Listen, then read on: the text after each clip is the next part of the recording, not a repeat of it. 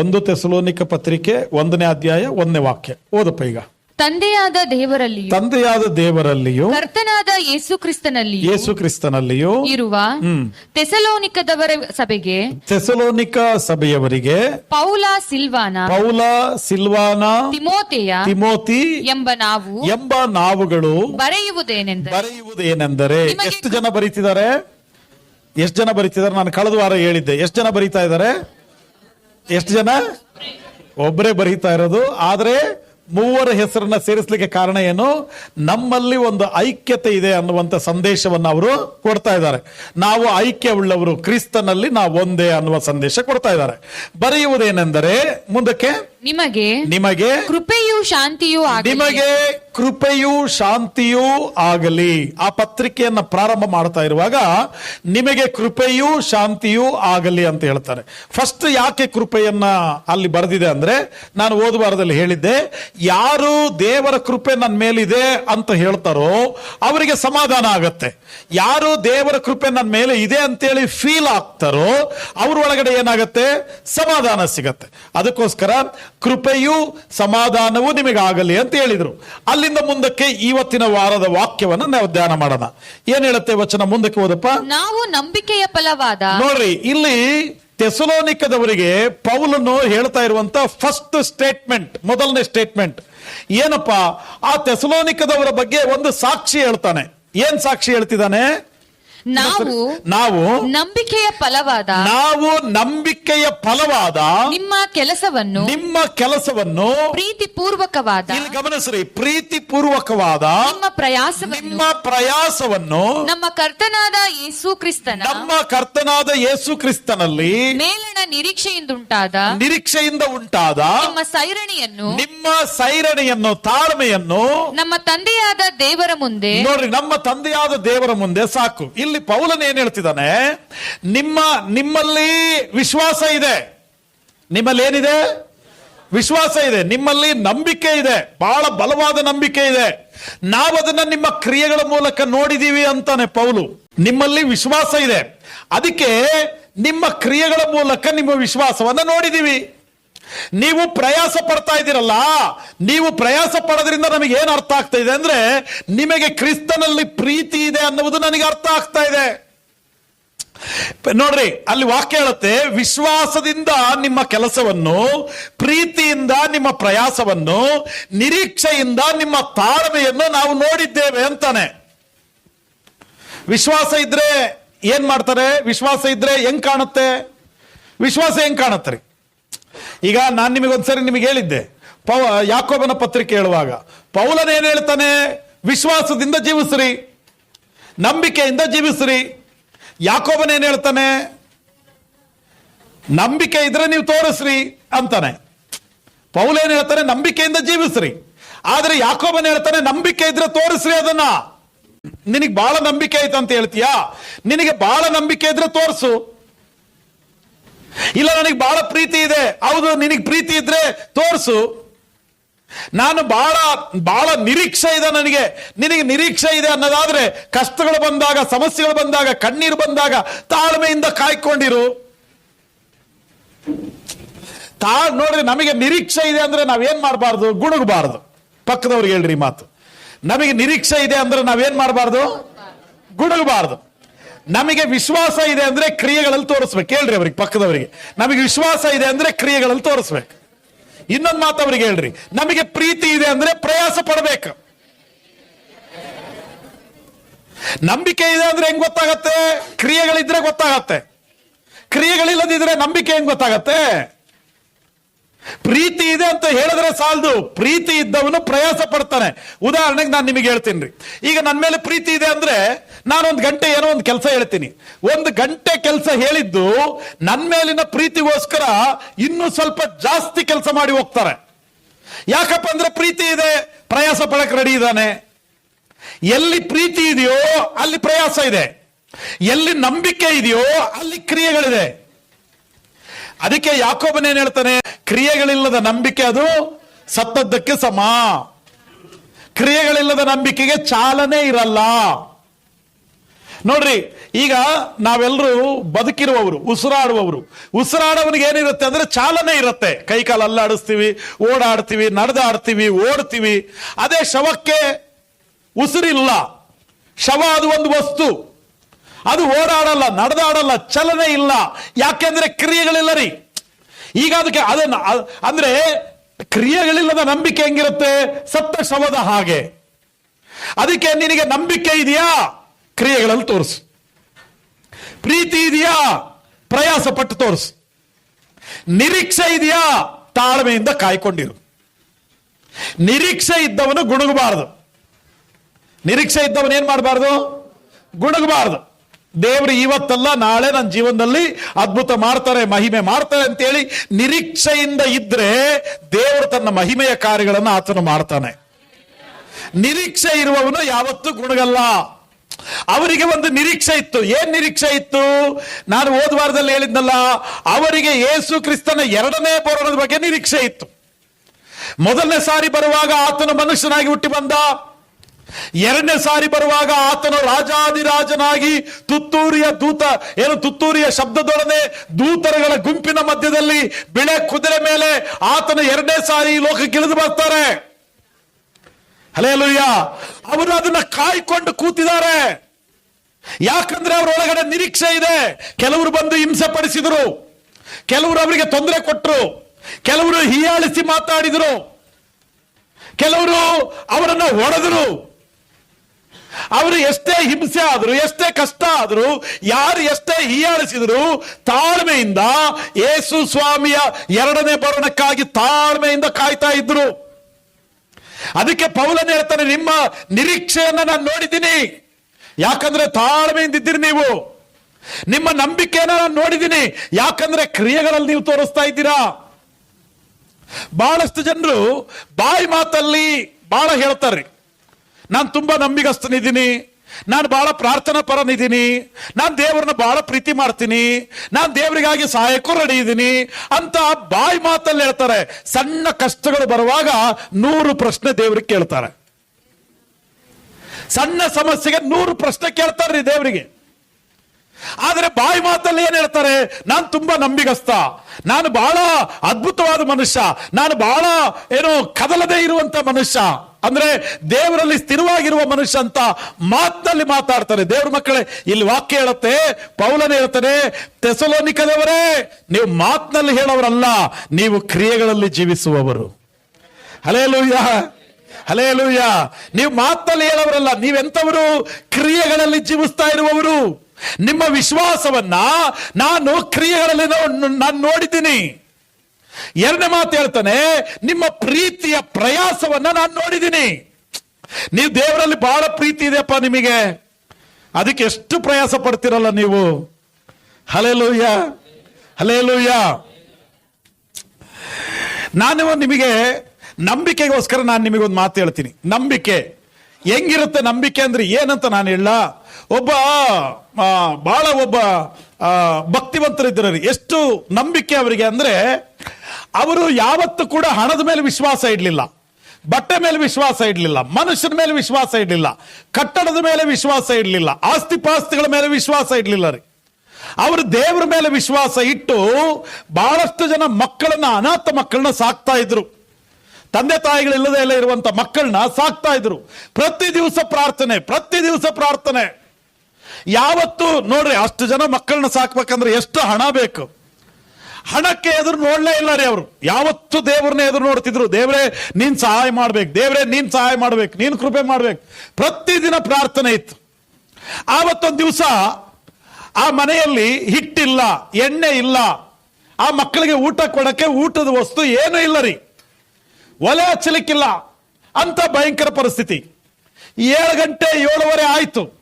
8 ಗಂಟೆಗೆ ಮಕ್ಕಳಿಗೆ ಊಟ ಕೊಡಬೇಕು. ಆ ಅಡಿಗೆ ಮಾಡುವಂತ ಸ್ತ್ರೀ ಬಂದು, ಆಯ ಬಂದು ಹೇಳ್ತಾಳೆ, ಪಾಸ್ಟ್ರೇ, ಇವತ್ತು ಊಟಕ್ಕೆ ಮಕ್ಕಳಿಗೆ ಏನು ಇಲ್ಲ, ಎಲ್ಲ ಊಟ ಖಾಲಿ ಆಯ್ತು, ಮತ್ತೆ ರೇಷನ್ ಏನು ಇಲ್ಲ ಮನೆಯಲ್ಲಿ, ಏನ್ ಮಾಡೋದು ಮಕ್ಕಳಿಗೆ? ಹೌದಮ್ಮ, ಆಯ್ತು, ನೀನು ಹೋಗು ಅಂತ ಹೇಳಿದ್ರು. ಇವರು ಒಳಗಡೆ ಹೋಗಿ, ಕೋಣೆ ಒಳಗಡೆ ಹೋಗಿ ಸ್ವಲ್ಪ ಹೊತ್ತು ಪ್ರಾರ್ಥನೆ ಮಾಡಿ ಆ ಕೋಣೆಯಿಂದ ಹೊರಗಡೆ ಬಂದ್ರು. ಹೊರಗಡೆ ಬಂದು ಆ ಅಮ್ಮನ ಕರೀತಾರೆ, ಅಮ್ಮ ಬಾಯಿಲ್ಲಿ ಅಂತಂದ್ರು. ಏನ್ರಿ ಪಾಸ್ಟರ್ ಅಂತ ಬಂದು ಕೇಳಿದ್ರೆ ಅವಾಗ ಇವ್ರು ಹೇಳ್ತಾರೆ, ಒಂದು ಕೆಲಸ ಮಾಡಮ್ಮ, ಎಲ್ಲರಿಗೂ ಹೇಳು ಮಕ್ಕಳಿಗೆ ತಟ್ಟೆ ತೊಳ್ಕೊಂಡು ಸಾಲಲ್ಲಿ ಕುತ್ಕೊಳ್ಳೋಕೆ ಹೇಳೋಗಮ್ಮ ಅಂದ್ರು. ತಟ್ಟೆ ತೊಳ್ಕೊಂಡು ಏನ್ ಮಾಡು, ಸಾಲಾಗಿ ಕುತ್ಕೊಳ್ಳೋಕೆ ಹೇಳು ಮಕ್ಕಳಿಗೆ. ಈ ಅಮ್ಮನಿಗೆ ಆಶ್ಚರ್ಯ ರೀ, ಒಲೆ ಹಚ್ಚಿಲ್ಲ, ಕಾಳಿಲ್ಲ, ಮನೆಯಲ್ಲಿ ಇಟ್ಟಿಲ್ಲ, ಎಣ್ಣೆ ಇಲ್ಲ, ಎಲ್ಲ ಮಕ್ಕಳಿಗೆ ಸಾಲಲ್ಲಿ ಕೂರಿಸಿ ಆ ಮಕ್ಕಳಿಗೆ ತಟ್ಟೆಯಲ್ಲಿ ಊಟ ಬಿದ್ದಿಲ್ಲ ಅಂದ್ರೆ ಎಷ್ಟು ನೊಂದುಕೋತಾವ ಮಕ್ಕಳು. ಸುಳ್ಳೆ ಹೇಳೋದು ಯಾಕೆ ಅಂತ ಒಳಗಡೆ ಆ ಅಮ್ಮನಿಗೆ. ಆದ್ರೂ ಪಾಸ್ ಹೇಳ್ತಾರೆ, ಇಲ್ಲಮ್ಮ ನೀನು ಹೋಗು, ಮಕ್ಕಳಿಗೆ ತಟ್ಟೆ ತೊಳ್ಕೊಳಕ್ ಹೇಳು. ಆ ಮಕ್ಕಳಿಗೆಲ್ಲ ಹೇಳಿದ್ಲ ಅಮ್ಮ, ಹೋಗ್ರಪ್ಪ ಪಾಸ್ ಅಂಕಲ್ ಹೇಳ್ತಾ ಇದ್ದಾರೆ, ಹೋಗಿ ಎಲ್ಲರೂ ತಟ್ಟೆ ತೊಳ್ಕೊಂಡು ಬರ್ರಿ. ಎಲ್ಲರೂ ತಟ್ಟೆಗಳು ತಗೊಂಡು ಹೋಗಿ ತಟ್ಟೆ ಎಲ್ಲ ವಾಶ್ ಮಾಡಿಕೊಂಡು ಬಂದು ಇನ್ನು ಸಾಲಲ್ಲಿ ಕೂರಕ್ಕೆಲ್ಲ ರೆಡಿ ಆಗ್ತಾ ಇದ್ರು. ಲೈನಲ್ಲಿ ಕೂರ್ಬೇಕು, ಎಲ್ಲರೂ ಲೈನಲ್ಲಿ ಕೂತ್ಕೊಂಡು ತಟ್ಟೆ ಎಲ್ಲ ಮುಂದಿಟ್ಕೊಂಡು ಇವಾಗ ಕೈ ಜೋಡಿಸಿ ಸ್ವಾಮಿಗೆ ಪ್ರಾರ್ಥನೆ ಮಾಡ್ಬೇಕು ಊಟಕ್ಕೋಸ್ಕರ. ಎಲ್ಲ ರೆಡಿ ಇದೆ. ಈಗ ಏನಿಲ್ಲ, ಊಟ ಒಂದಿಲ್ಲ ರೀ. ಟೈಮು ಆಯ್ತು. ಜಾರ್ಜ್ ಮುಲ್ಲರ್ ಅನ್ನುವಂತಹ ಸೇವಕರು ಆರಾಮ್ ಕೂತಿದ್ದಾರೆ. ಆ ಟೈಮಿಗೆ ಕರೆಕ್ಟಾಗೆ ಅವ್ರ ಮನೆ ಮುಂದ್ಗಡೆ ಒಂದು ಎತ್ತಿನ ಬಂಡಿ ಬಂದು ನಿಲ್ತು. ಆ ಬಂಡಿ ಒಳಗಡೆಯಿಂದ ಒಬ್ಬ ಶ್ರೀಮಂತರು ಇಳಿದು ಬಂದ್ರು. ಅವ್ರು ಬಂದು ಹೇಳ್ತಾರೆ ಜಾರ್ಜ್ ಮುಲ್ಲರ್ಗೆ, ಅಯ್ಯ ನಮ್ಮ ಮನೆಯಲ್ಲಿ ಒಂದು ಫಂಕ್ಷನ್ ಇಟ್ಟಿದ್ವಿ, ಆದ್ರೆ ಇದ್ದಕ್ಕಿದ್ದಂಗೆ ನಮ್ಮ ರಿಲೇಟಿವ್ ಒಬ್ರು ತೀರ್ಕೊಂಡ್ಬಿಟ್ರು. ಆ ಫಂಕ್ಷನ್ ಕ್ಯಾನ್ಸಲ್ ಆಗ್ಬಿಡ್ತು. ಅದಕ್ಕೆ ದಯವಿಟ್ಟು ನಮ್ಮ ರಿಕ್ವೆಸ್ಟ್ ಏನಪ್ಪಾ ಅಂದ್ರೆ, ಆ ಬಿಸಿ ಬಿಸಿ ಅಡಿಗೆ ಮಾಡಿಸಿದ್ವಲ್ಲ ಅದನ್ನ ಬಂಡಿಯಲ್ಲಿ ತಗೊಂಡ್ ಬಂದಿದೀವಿ. ದಯಮಾಡಿ ನಮ್ಮ ರಿಕ್ವೆಸ್ಟ್ ಏನಂದ್ರೆ, ಇಲ್ಲಿ ಅನಾಥ ಮಕ್ಕಳಿದಾರಂತಲ್ಲ ನಿಮ್ಮ ಹತ್ರ, ಅವರಿಗೆ ಊಟ ಕೊಡ್ತೀರಾ ಅಂತ ಕೈ ಜೋಡಿಸಿ ಕೇಳಿದ್ರು. ಯಾರು ಕೇಳಿದ್ದು? ಜಾರ್ಜ್ ಮುಲ್ಲರ್ ಕೇಳಿಲ್ಲ. ಅಯ್ಯ ನೀವು ಬಂಡಿಯಲ್ಲಿ ಊಟ ತಂದಿದ್ದೀರಲ್ಲ, ಆ ಊಟ ನಮ್ಮ ಮಕ್ಕಳಿಗೆ ಕೊಡ್ತೀರಾ ಅಂತ ಕೈ ಜೋಡಿಸಿ ಜಾರ್ಜ್ ಮುಲ್ಲರ್ ಕೇಳಿಲ್ಲ. ಆ ಶ್ರೀಮಂತ ಹೇಳ್ತಿದ್ದಾನೆ, ಕೊಡವನು ಕೈ ಜೋಡಿಸಿ ಹೇಳ್ತಿದ್ದಾನೆ, ಅಯ್ಯ ದಯವಿಟ್ಟು ನಾವು ತಂದಿರೋಂತ ಬಿಸಿ ಬಿಸಿ ಊಟ ಮಕ್ಕಳಿಗೆ ಕೊಡಬೇಕು ಅಂತ ಕೈ ಜೋಡಿಸಿ ಕೇಳ್ತಾನೆ. ಮಕ್ಕಳು ರೆಡಿ ತಟ್ಟೆ ಹಿಡ್ಕೊಂಡು ಕೂತಿದಾರ್ರಿ, ಪ್ರೇಯರ್ ಮಾಡ್ತಾ ಇದ್ದಾರೆ ಮಕ್ಕಳು. ಅಯ್ಯ ನಮಗೆ ಆಹಾರವನ್ನು ಅನುಗ್ರಹ ಮಾಡು, ದೇಶದ ರೈತರನ್ನು ಆಶೀರ್ವಾದ ಮಾಡು, ಊಟ ಇಲ್ದವರಿಗೆ ಊಟ ಕೊಡು. ಅವರಿಗೆ ಇಲ್ಲ ರೀ, ಊಟ ಇಲ್ದವರಿಗೆಲ್ಲ ಊಟ ಕೊಡು. ಅವರು ಪ್ರಾರ್ಥನೆ ಮುಗಿಸಿ ಆಮೇನ್ ಅನ್ನೋದ್ರೊಳಗೆ ದೇವರಿಗೆ ಆಹಾರವನ್ನು ಒದಗಿಸಿದರು. Hallelujah, hallelujah. ದೊಡ್ಡ ಚಪ್ಪಾಳೆ ಕೊಟ್ಟು ದೇವರಿಗೆ ಮಹಿಮೆ ಸಲ್ಲಿಸೋಣ. ನಾನು ಏನ್ ಹೇಳಕ್ ಹೋಗ್ತಾ ಇದ್ದೀನಿ, ವಿಶ್ವಾಸ ಅಂದ್ರೆ ಇದು. ವಿಶ್ವಾಸ ಅಂದ್ರೆ ಇದು ರೀ. ನಮ್ಮ ಹತ್ರ ಏನೋ ಇದ್ದಾಗ ನಂಬುವುದಲ್ಲ, ಏನು ಇಲ್ಲದೆ ಇರುವಾಗಲೂ ಕರ್ತನನ್ನು ನಂಬ್ತೀವಲ್ಲ, ಅದು ವಿಶ್ವಾಸ. ನಮಗೆಲ್ಲದೂ ಆಗತ್ತೆ ಮಾಡ್ಲಿಕ್ಕೆ. ಆ ಟೈಮಲ್ಲಿ ನನಗೆ ಇದಾಗತ್ತೆ, ಅದಾಗತ್ತೆ, ಅದನ್ನ ನಾವು ನಂಬಿದ್ರೆ ಅದು ನಂಬಿಕೆ ಅಲ್ಲ. ಏನು ಆಗದೆ ಇರುವಾಗ, ನೀನು ಬಲಹೀನನಾದಾಗ, ನಿನ್ ಕೈಲಿ ಏನು ಸಾಧ್ಯ ಇಲ್ಲ ಅನ್ನುವ ಪರಿಸ್ಥಿತಿಯಲ್ಲಿದ್ದಾಗ, ಕುಗ್ಗಿ ಹೋದಾಗ, ಹಾಸಿಗೆಯಲ್ಲಿ ಬಿದ್ದಾಗ, ಇನ್ನು ಎದ್ದು ನಡೆಯಕ್ಕಾಗಲ್ಲ ಅನ್ನುವ ಪರಿಸ್ಥಿತಿ ಬಂದಾಗ, ಆವಾಗ ಹೇಳ್ತೀವಲ್ಲ ದೇವರು ನನ್ನ ನಡೆಸ್ತಾರೆ ಅಂತ, ಅದು ವಿಶ್ವಾಸ ರೀ. ಹಲ್ಲೆಲೂಯ. ಜಾರ್ಜ್ ಮುಲ್ಲರ್ ಕೈಯಲ್ಲಿ ಒಂದು ಬಿಡಿಗಾಸಿಲ್ಲ, ಆದ್ರೆ ಅಷ್ಟು ಮಕ್ಕಳಿಗೆ ಬಿಸಿ ಬಿಸಿಯಾದಂತ ರುಚಿಕರವಾದಂತ ಶ್ರೀಮಂತರು ತಿನ್ನುವಂತ ಆಹಾರವನ್ನ ಆವತ್ತ ಮಕ್ಕಳಿಗೆ ಬಡಿಸಲಾಯಿತು. ನೀವು ಆಲೋಚನೆ ಮಾಡ್ರಿ ದೇವ್ರ ಮಕ್ಕಳೇ. ಅದಕ್ಕೆ ನಾನು ಏನ್ ಹೇಳ್ತಿದ್ದೀನಿ ಅಂದ್ರೆ, ಪೌಲನು ಹೇಳ್ತಾನೆ, ನಿಮ್ಮ ಕ್ರಿಯೆಗಳುಳ್ಳ ವಿಶ್ವಾಸವನ್ನ ನಾನು ನೋಡಿದ್ದೀನಿ. ನಿಮ್ಮ ವಿಶ್ವಾಸದ ಕೆಲಸಗಳನ್ನ, ನಿಮ್ಮ ವಿಶ್ವಾಸದ ಕ್ರಿಯೆಗಳನ್ನ ನಾನು ನೋಡಿದ್ದೀನಿ. ನಿಮ್ಮೊಳಗೆ ವಿಶ್ವಾಸ ಇರೋದ್ರಿಂದ ಇಷ್ಟು ಕಷ್ಟಪಡ್ತಾ ಇದ್ದೀರಾ ನೀವು. ಎರಡನೇ ಮಾತು ಏನ್ ಹೇಳ್ತಾನೆ ಗೊತ್ತಾ? ಎರಡನೇ ಮಾತು, ನಿಮಗೆ ದೇವರ ಮೇಲೆ ಎಷ್ಟೊಂದು ಪ್ರೀತಿ ಇದೆಯಲ್ಲ, ಅದಕ್ಕೆ ನೀವು ಎಷ್ಟೊಂದು ಪ್ರಯಾಸ ಪಡ್ತೀರಲ್ಲಪ್ಪ. ಹಲ್ಲೆಲೂಯ. ಪ್ರೀತಿ ಇರೋರು ಏನ್ ಮಾಡ್ತಾನೆ? ಪ್ರಯಾಸ ಪಡ್ತಾನೆ. ಪ್ರೀತಿ ಇರೋರು ಪ್ರಯಾಸ ಪಡ್ತಾನ್ರಿ. ಅದು ಅಂದ್ರೆ ಆ ಪ್ರೀತಿ ಏನ್ ಮಾಡುತ್ತೆ? ಪ್ರಯಾಸ ಪಡ್ಲಿಕ್ಕೆ ಪ್ರೋತ್ಸಾಹ ಮಾಡುತ್ತೆ. ನಿಮ್ಮ ಮನೆಯಲ್ಲಿರುವಂತ ಸಣ್ಣ ಕೂಸು ಗಲೀಜು ಮಾಡಿ ಎಲ್ಲ ರಾಡಿ ಮಾಡಿಬಿಡ್ತಂದ್ರೆ, ಗಲೀಜು ಮಾಡಿ ಎಲ್ಲ ರಾಡಿ ಮಾಡಿ ಆ ಗಲೀಜ್ನೆಲ್ಲ ತಗೊಂಡು ಸೋಪಕ್ಕೂ ಕುರ್ಚಿಗೂ ಎಲ್ಲೆಲ್ಲಿ ಓಡಾಡುತ್ತೋ ಎಲ್ಲ ಗಲೀಜು ಮಾಡಾಕ್ಬಿಡ್ತು ಅಂದ್ರೆ, ಈಗ ನಾವು ನಿಮ್ಮ ಮನೆ ಗೆಸ್ಟ್ಗಳಾಗಿ ಬರ್ತೀವಲ್ಲ, ನಾವು ಒರೆಸಿ ಕ್ಲೀನ್ ಮಾಡ್ತೀವಿ. ಏನದನ್ನ ಮೂಗು ಮುಚ್ಕೊಂಡು ಹೊರಗೆ ಹೋಗ್ತೀವಿ. ನಾವು ಮೂಗು ಮುಚ್ಚಿ ನಾವು ಏನ್ ಮಾಡ್ತೀವಿ? ಹೊರಗೆ ಹೋಗ್ತೀವಿ. ನೋಡಿದವರೆಲ್ಲ ಏನ್ ಮಾಡ್ತಾರೆ? ವಾರಿಯಾಗಿ ಹೋಗ್ತಾರೆ. ಆದ್ರೆ ಅದನ್ನ ಕ್ಲೀನ್ ಮಾಡೋದು ಯಾರು? ತಾಯಿ ಮಾತ್ರ ಕ್ಲೀನ್ ಮಾಡ್ತಾಳ್ರಿ. ಅಸಹ್ಯ ಮಾಡ್ಕೊಳ್ಳಲ್ಲ, ಬಹಳ ಪ್ರೀತಿಯಿಂದ ಕ್ಲೀನ್ ಮಾಡ್ತಾಳೆ. ಎಷ್ಟು ಪ್ರಯಾಸ ಪಡಕ್ ಬೇಕಾದ್ರೆ ನಡೀತಾಳೆ. ಮನೆಯನ್ನ ಪೂರ್ತಿ ಸ್ವಚ್ಛ ಮಾಡ್ತಾಳೆ. ಆ ಮಗು ಮಾಡಿದ ಗಲೀಜಿನ ಎಲ್ಲ ಕ್ಲೀನ್ ಮಾಡ್ತಾಳೆ. ಯಾಕಷ್ಟು ಪ್ರಯಾಸ ಪಡ್ತಾಳೆ ಅವಳು? ಆ ತಾಯಿ ಅಷ್ಟೊಂದು ಯಾಕೆ ಪ್ರಯಾಸ ಪಡ್ಬೇಕ್ರಿ? ಹಲ್ಲೆಲೂಯಾ. ಆ ಮಗುವಿನ ಮೇಲಿರುವಂತ ಪ್ರೀತಿ ರೀ. ಅದಕ್ಕೆ ಪ್ರೀತಿ ಏನ್ ಮಾಡುತ್ತೆ? ಪ್ರಯಾಸ ಪಡುವ ಹಾಗೆ ಮಾಡುತ್ತೆ. ನಿನಗೆ ಪ್ರೀತಿ ನಂಬಿಕೆ ಇದ್ರೆ, ದೇವರ ಮಕ್ಕಳನ್ನ ನಾನು ಹೇಳ, ದೇವರಿಗೋಸ್ಕರ ಎಂತ ಸವಾಲುಗಳನ್ನಾದ್ರೂ ಎದುರಿಸಿ ನೀನು ಮುಂದೆ ಹೋಗ್ತೀಯ. Hallelujah, hallelujah. ಒಂದು ಕಾಡಲ್ಲಿ ನರಭಕ್ಷಕರಿದ್ರು. 22 ಜನ ಹೋದ್ರು ರೀ. ಅಲ್ಲಿಗೆ ಸೇವೆ ಮಾಡ್ತೀವಿ ನಾವು ಅಂತೇಳಿ 22 ಜನ ಹೋದ್ರು. ನರಭಕ್ಷಕರು, ಮನುಷ್ಯರನ್ನು ತಿನ್ನೋಂಥವ್ರು. ಆ ಕಾಡಲ್ಲಿ 22 ಜನ ಹೋದ್ರೆ 1 ಗಂಟೆ ಒಳಗೆ ಆ ಕಾಡು ಮನುಷ್ಯರು, ನರಭಕ್ಷಕರು 1 ಗಂಟೆ ಒಳಗಡೆ 22 ಜನರನ್ನ ಕೊಂದು ತಿಂದುಬಿಟ್ರು. 22 ಜನರು ಕೊಂದು ತಿಂದುಬಿಟ್ರು ರೀ. ಒಬ್ಬನು ರಾಬರ್ಟ್ ಬ್ರೌನ್ ಅನ್ನುವಂತ ಒಬ್ಬ ಮನುಷ್ಯ, ಅವನು ಈ 22 ಜನರನ್ನ ಕೊಂದು ತಿಂದಂತ ಆ ಪ್ರದೇಶಕ್ಕೆ ನಾನು ಸೇವೆಗೆ ಹೋಗ್ತೀನಿ ಅಂದ. ಆ ಮಿಷನರಿಗಳದ್ದು ನೋಡ್ರಿ ಎಷ್ಟು ವಿಶ್ವಾಸ ಅವ್ರದ್ದು. ಸತ್ತಿದಾರೆ 22 ಜನರು, ಅದೇ ಜಾಗಕ್ಕೆ ನಾನು ಹೋಗ್ತೀನಿ ಅಂತಾನೆ. ಆವಾಗ ಅಲ್ಲಿರುವಂತವ್ರು ಹೇಳಿದ್ರು, ನೋಡಪ್ಪ 1 ಗಂಟೆ ಒಳಗಡೆ 22 ಜನ ತಿಂದಾಕಿದ್ರು, ಅಂತ ಜಾಗಕ್ಕೆ ಹೋಗ್ತೀಯ ನೀನು, ಸ್ವಲ್ಪ ಯೋಚನೆ ಮಾಡು ಅಂದ್ರು. ಅವಾಗ ಅವನ್ ಏನ್ ಹೇಳ್ತಾನಂದ್ರೆ, ನಾನು ಹೋಗ್ತೀನಿ, ನಾನು 12 ತಾಸು ಅಲ್ಲಿ ಬದುಕಿದ್ರೆ ಸಾಕು. ಎಷ್ಟು ತಾಸು? 12 ತಾಸು ಬದುಕಿದ್ರೆ ಸಾಕು, ನಾನಲ್ಲಿ ಹೋಗ್ತೀನಿ ಅಂತೇಳಿ ಆ ಕಾಡು ಒಳಗಡೆ ಹೋಗಿ ಮರೆಯಾದಂತ ಒಂದು ಸ್ಥಳದಲ್ಲಿ ಮೊಣಕಾಲೂರಿ 2 ಕೈಗಳನ್ನೆತ್ತಿ ಪ್ರೇಯರ್ ಮಾಡ್ಲಿಕ್ಕೆ ಸ್ಟಾರ್ಟ್ ಮಾಡಿದಾರೆ. ಹಲ್ಲೆಲೂಯಾ. ಪ್ರೇಯರ್ ಮಾಡ್ದ 12 ತಾಸು ಮುಗೀತು, 13 ತಾಸು ಆಯ್ತು, 20 ತಾಸು ಆಯ್ತು, 25 ತಾಸು ಆಯ್ತು. 36 ಗಂಟೆಗಳ ಕಾಲ 2 ಕೈಗಳನ್ನೆತ್ತಿ ಮೊಣಕಾಲೂರಿ ಅವನು ಪ್ರಾರ್ಥನೆ ಮಾಡಿದ್ದಾರೆ. 36 ತಾಸು, 36 ಗಂಟೆಗಳವರೆಗೂ ಕಾಡು ಮನುಷ್ಯರ ಕಣ್ಣಿಗೆ ಇವನು ಬೀಳಿಲ್ಲ. 36 ತಾಸು ಆದ್ಮೇಲೆ ಯಾರೋ ಒಬ್ಬನವನನ್ನು ನೋಡ್ದ. ಅವನನ್ನ ಕೈಕಾಲು ಕಟ್ಟಿ ಎಳೆದು ಆ ಲೀಡರ್ ಹತ್ರ ತಗೊಂಡು ಬಂದ. ಈ ಕಾಡು ಮನುಷ್ಯರು ಈ ತರ ಎಲ್ಲ ಸುತ್ತ ನಿಂತ್ಕೊಂಡಿದ್ದಾರೆ, ಮಧ್ಯದಲ್ಲಿ ಅವನನ್ನ ಹಾಕಿದ್ದಾರೆ. ಅವನು ಮೊಣಕಾಲೂರಿ 2 ಕೈಗಳನ್ನೆತ್ತಿ ಏನ್ ಮಾಡ್ತಿದ್ದಾನೆ ಗೊತ್ತಾ?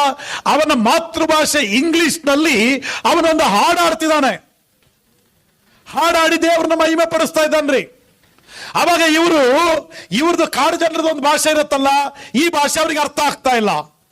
ಅವಾಗ ಅವನ ಭಾಷೆಯಲ್ಲಿ ಹಾಡಾಡ್ತಿದ್ರೆ ಇವನು ಏನೋ ಹೇಳ್ತಿದ್ದಾನೆ. ನಾವು ಇಷ್ಟು ಜನರು ಸುತ್ತ ನಿಂತಿದ್ರು ಕೂಡ ಸೈಲೆಂಟ್ ಆಗಿಲ್ಲ ಇವನು, ನಮ್ಮ ಕಡೆಗೆ ಭಯ ಇಲ್ಲ ಇವನಿಗೆ ಅಂತೇಳಿ ಒಬ್ರಿಗೊಬ್ರು ಮಾತಾಡಿ ಆ ಕಡೆ ಒಬ್ಬನು ಈ ಕಡೆ ಒಬ್ಬನು ನಿಂತಿದ್ರಲ್ಲ, ಅವರಿಬ್ರು ಏನ್ ಮಾಡಿದ್ರು ಗೊತ್ತಾ? ಅವನನ್ನ ನೋಡಿ ನೋಡಿ ನೋಡಿ ಸಿಟ್ಟು ಬಂದು ಹಾಡ್ತಾ ಇರುವಂತ ನಾಲಿಗೆಯನ್ನ ಕಚ್ಚಿ ತಿಂದುಬಿಟ್ರು. ಹಾಡ್ತಾ ಇರೋ ನಾಲಿಗೆನ ಕಚ್ಚಿ ಎಳೆದು ತಿಂದುಬಿಟ್ರು ರೀ.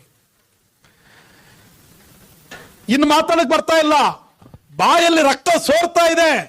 ಆದ್ರೂ ಸಹ ಒಳಗಡೆಯಿಂದ ಕೂಗ್ತಾ ಇದ್ದಾನೆ, ಒಳಗಡೆಯಿಂದ ಹಾಡ್ತಾ ಇದ್ದಾನೆ. ಆ ಶಬ್ದ ಇನ್ನೂ ನಿಲ್ಸಿಲ್ಲ, ಅವನು ನಾಲಿಗೆ ಇಲ್ಲ, ಆಳಕ್ಕೆ ಬರ್ತಾ ಇಲ್ಲ. ಆದ್ರೂ ಕೂಡ ಒಳಗಡೆಯಿಂದ ಅವನು ಹಾಡ್ತಾ ಇದ್ದಾನೆ. ಶಬ್ದ ಸರಿಯಾಗಿ ಬರ್ತಾ ಇಲ್ಲ, ಆದ್ರೂ ದೇವರನ್ನ ಮಹಿಮೆ ಪಡಿಸ್ತಾ ಇದ್ದಾನೆ. ಇವರಿಬ್ಬರಿಗೆ ಸಹಿಸ್ಲಿಕ್ಕೆ ಆಗ್ಲಿಲ್ಲ. ಅವನನ್ನು ಸೈಡಿಗೆ ತಗೊಂಡೋಗಿ ಅವನನ್ನ ಹೊಡೆದು ಕೊಂದೇ ಬಿಟ್ರು, ಅವನನ್ನ ಸಾಯಿಸೇ ಬಿಟ್ರು. ದೇವ್ರ ಮಕ್ಕಳೇ, ನಾನು ಹೇಳ, ಅದಾದ ನಂತರ ಏನಾಯ್ತು ಹೇಳ್ತೀನಿ ಕೇಳ್ರಿ. ಅದಾದ ನಂತರ 2 ವರ್ಷನೋ 3 ವರ್ಷ ಅಂತರದಲ್ಲಿ ಇಡೀ ಆ ಒಂದು ಪ್ರದೇಶದಲ್ಲಿರುವ ಎಲ್ಲ ಕಾಡು ಜನರು ಯೇಸು ಸ್ವಾಮಿಯನ್ನು ನಂಬಿ ಆರಾಧನೆ ಮಾಡಲಿಕ್ಕೆ ಸ್ಟಾರ್ಟ್ ಮಾಡಿದ್ರು. ಹಲ್ಲೆಲೂಯಾ. ಇಡೀ ಆ ಜನರು, ಆ ಸಮೂಹ ಪೂರ್ತಿ ವಿಶ್ವಾಸ ಇಟ್ಟು ಯೇಸು ಸ್ವಾಮಿಯ ಸನ್ನಿಧಾನದಲ್ಲಿ ಪ್ರೇಯರ್ ಮಾಡ್ಲಿಕ್ಕೆ ಸ್ಟಾರ್ಟ್ ಮಾಡಿದ್ರು, ಪ್ರಾರ್ಥನೆ ಮಾಡ್ಲಿಕ್ಕೆ ಸ್ಟಾರ್ಟ್ ಮಾಡಿದ್ರು, ಸಭೆಯಾಗಿ ಕೂಡಿ ದೇವರನ್ನ ವಂದಿಸಿದ್ರು, ದೇವರನ್ನ ಆರಾಧನೆ ಮಾಡಿದ್ರು. ದೇವ್ರ ಮಕ್ಕಳೇ, ನಾನು ಏನ್ ಹೇಳಕ್ ಹೋಗ್ತಾ ಇದ್ದೀನಿ, ನಿನ್ನೊಳಗಡೆ ನಂಬಿಕೆ ಇದ್ರೆ, ನಿನ್ನಲ್ಲಿ ಪ್ರೀತಿ ಇದ್ರೆ, ಅದು ಪ್ರಯಾಸದ ಮೂಲಕ, ಕ್ರಿಯೆಗಳ ಮೂಲಕ ದೇವರಿಗೆ ತೋರಿಸ್ತೀಯಾ. ಅವರಿಗೆ ಬಂದ ಕಷ್ಟಗಳು ನಮಗೆ ಬಂದಿಲ್ಲ, ಅವರಿಗೆ ಬಂದ ಸಮಸ್ಯೆಗಳು ನಮಗಿಲ್ಲ ರೀ. ನಾನು ನಿಮಗೆ ಇನ್ನೊಂದು ಮಾತು ಹೇಳ, ಪೌಲನು ಪತ್ರಿಕೆ ಬರೆದಿದ್ದು ಯಾವಾಗ ಅಂದ್ರೆ, ಅವರಿಗೆ ಸುವಾರ್ತೆ ಹೇಳಿ 1 ವರ್ಷದ ನಂತರ ಪತ್ರಿಕೆ ಬರೀತಾ ಇದ್ದಾನೆ. ಅಂದ್ರೆ ಅದರ ಅರ್ಥ ಅವ್ರಿಗೆ ಎಷ್ಟು ವರ್ಷದ ವಿಶ್ವಾಸಿಗಳು?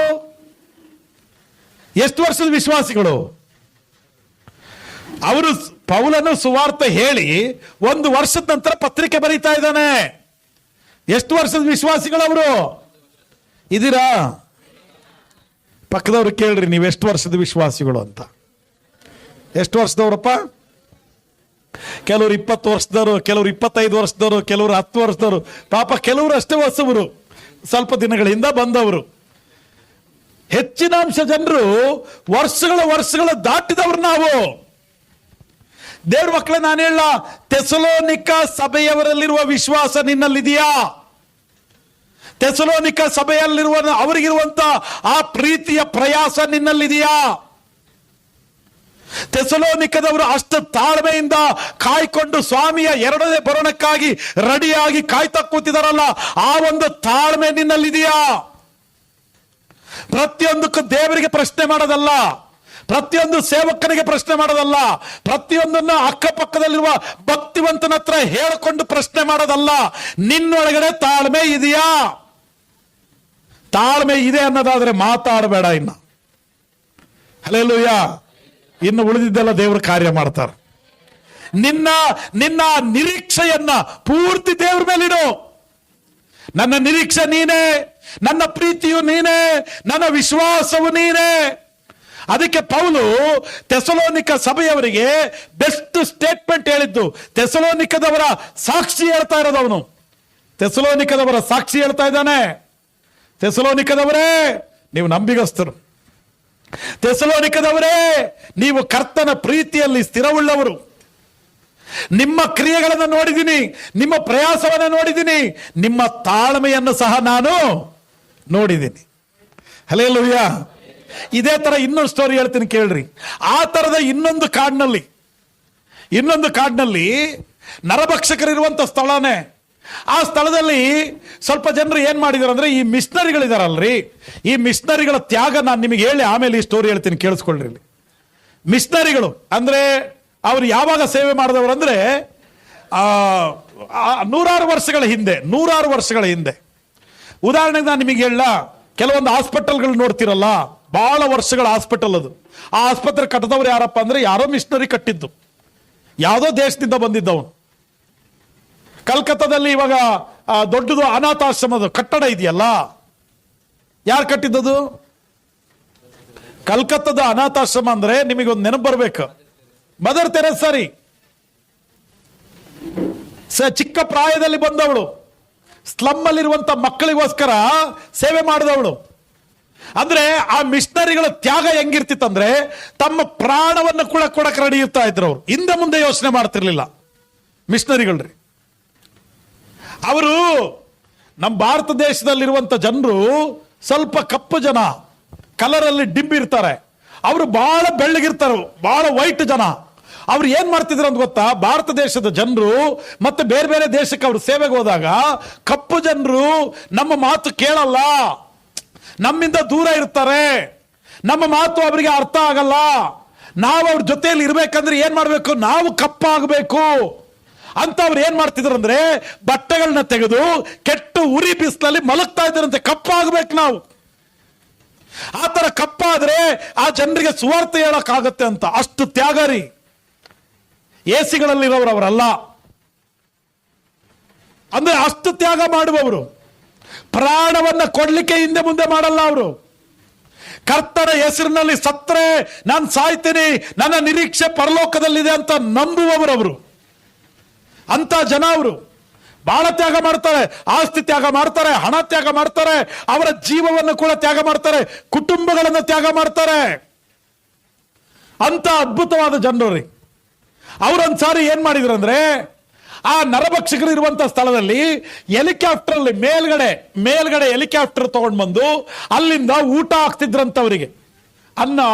ಊಟ ಪ್ಯಾಕ್ ಮಾಡಿ ಊಟ ಹಾಕೋದು, ಆಮೇಲೆ ರೇಷನ್ ಏನಾದ್ರು ಹಾಕೋದು, ಆಮೇಲೆ ಮಕ್ಕಳಿಗೆ ಚಾಕ್ಲೇಟ್ಗಳು ಹಾಕೋದು, ಈ ತರ ಹಾಕಿ 1 ವರ್ಷ ತನಕ. ಯಾಕಂದ್ರೆ ಏಕ್ದಮ್ ಅವ್ರು ಒಳಗಡೆ ಹೋದ್ವಿ ಅಂದ್ರೆ ಅವ್ರು ನಮ್ಮನ್ನು ತಿಂದಾಕ್ಬಿಡ್ತಾರೆ. ನಾವು ಫಸ್ಟ್ ಅವ್ರನ್ನ ಪರಿಚಯ ಮಾಡ್ಕೊಳ್ಳೋಣ ಅಂತೇಳಿ ಹೆಲಿಕಾಪ್ಟರ್ ಅಲ್ಲಿ ಮೇಲ್ ಬರ್ತಾ ಇರ್ಬೇಕಾದ್ರೆ ಹೆಲಿಕಾಪ್ಟರ್ ಇಂದ ಎಲ್ಲ ಊಟ ಅದು ಇದೆಲ್ಲ ಹಾಕಿ 1 ವರ್ಷದ ತನಕ ಹಿಂಗೆ ಮಾಡಿದ್ರಂತವು.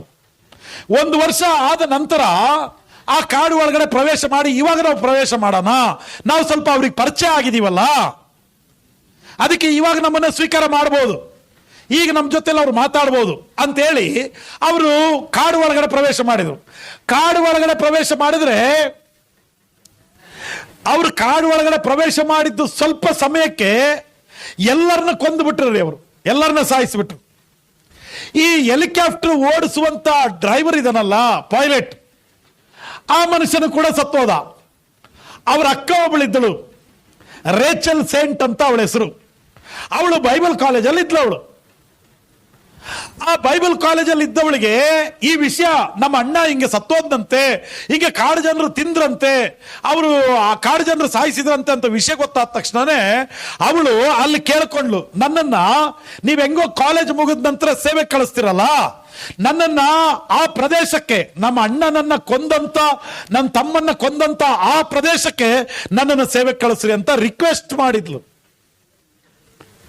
ಅವಾಗ ಅಲ್ಲಿರುವಂತವ್ರು ಹೇಳಿದ್ರು, ಅಮ್ಮ ನಿನಗೆ ಗೊತ್ತಾಗಲ್ಲ, ಅವ್ರ ಕಾಡು ಜನರು ನಿನ್ನ ತಿಂದು ಸಾಯಿಸೇ ಬಿಡ್ತಾರೆ, ನೋಡು ನಿಮ್ಮ ಅಣ್ಣನ ಜೊತೆಯಲ್ಲಿ ಎಷ್ಟು ಜನರು ಹೋಗಿದ್ರಲ್ಲ ಅಷ್ಟು ಜನರನ್ನ ಕೊಂದು ಬಿಟ್ಟಿದ್ದಾರೆ ಅವರು, ನೀನ್ ಯಾ ಲೆಕ್ಕ ಅಮ್ಮ, ಹೆಣ್ಣುಮಗಳು ಏನ್ ಮಾಡ್ತೀಯ ನೀನು ಅಲ್ಲಿ ಹೋಗಿ ಅಂದ್ರೆ, ಇಲ್ಲ ನಾನು ಪ್ರಾರ್ಥನಾ ಪೂರ್ವಕವಾಗಿ ನಾನು ಅಲ್ಲಿಗೆ ಹೋಗ್ತೀನಿ, ನಾನು ಆ ಜನರ ಮಧ್ಯದಲ್ಲಿ ಸೇವೆ ಮಾಡ್ಬೇಕು, ನಮ್ಮ ಅಣ್ಣನ, ನಮ್ಮ ತಮ್ಮನನ್ನ, ನಮ್ಮ ತಮ್ಮನ ಜೊತೆಯಲ್ಲಿರುವಂತ ಜನರನ್ನ ಯಾರೆಲ್ಲ ಕೊಂದ್ರಲ್ಲ, ಯಾರೆಲ್ಲ ತಿಂದ್ರಲ್ಲ ಅವರಿಗೆ ನಾನು ವಾಕ್ಯವನ್ನು ಸಾರ್ಬೇಕು, ಸತ್ರ ನಾನು ಸಾಯ್ತೀನಿ, ದಯವಿಟ್ಟು ನನಗೆ ಅಲ್ಲಿ ಕಳಿಸ್ಕೊಡ್ರಿ ಅಂತ ಹೇಳಿ ಕೇಳಿದ್ರೆ ಅವಳನ್ನ ಕಳಿಸ್ಕೊಟ್ರು.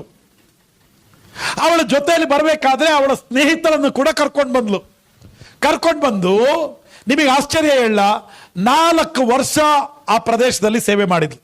ಎಷ್ಟು ವರ್ಷ? 4 ವರ್ಷ ರೀ.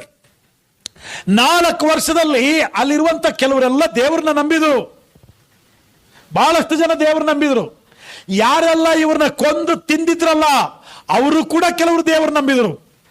ಅದರಲ್ಲಿ ಒಬ್ಬನ ಹೆಸರು ಮಂಕಾಯೆ ಅಂತ, ಒಬ್ಬನ ಹೆಸರು ಏನವನ ಹೆಸರು ಮಂಕಾಯೆ ಅಂತ, ಆ ಊರಿನ ಹಿರಿಯ, ಆ ಪ್ರದೇಶಕ್ಕೆ ಅವನ ಹಿರಿಯ ಲೀಡರ್ ಅವನೇ, ಇವ್ರನ್ನ ಹೆಚ್ಚಿನ ಅಂಶ ತಿಂದಿದ್ದ ಅವನೇ.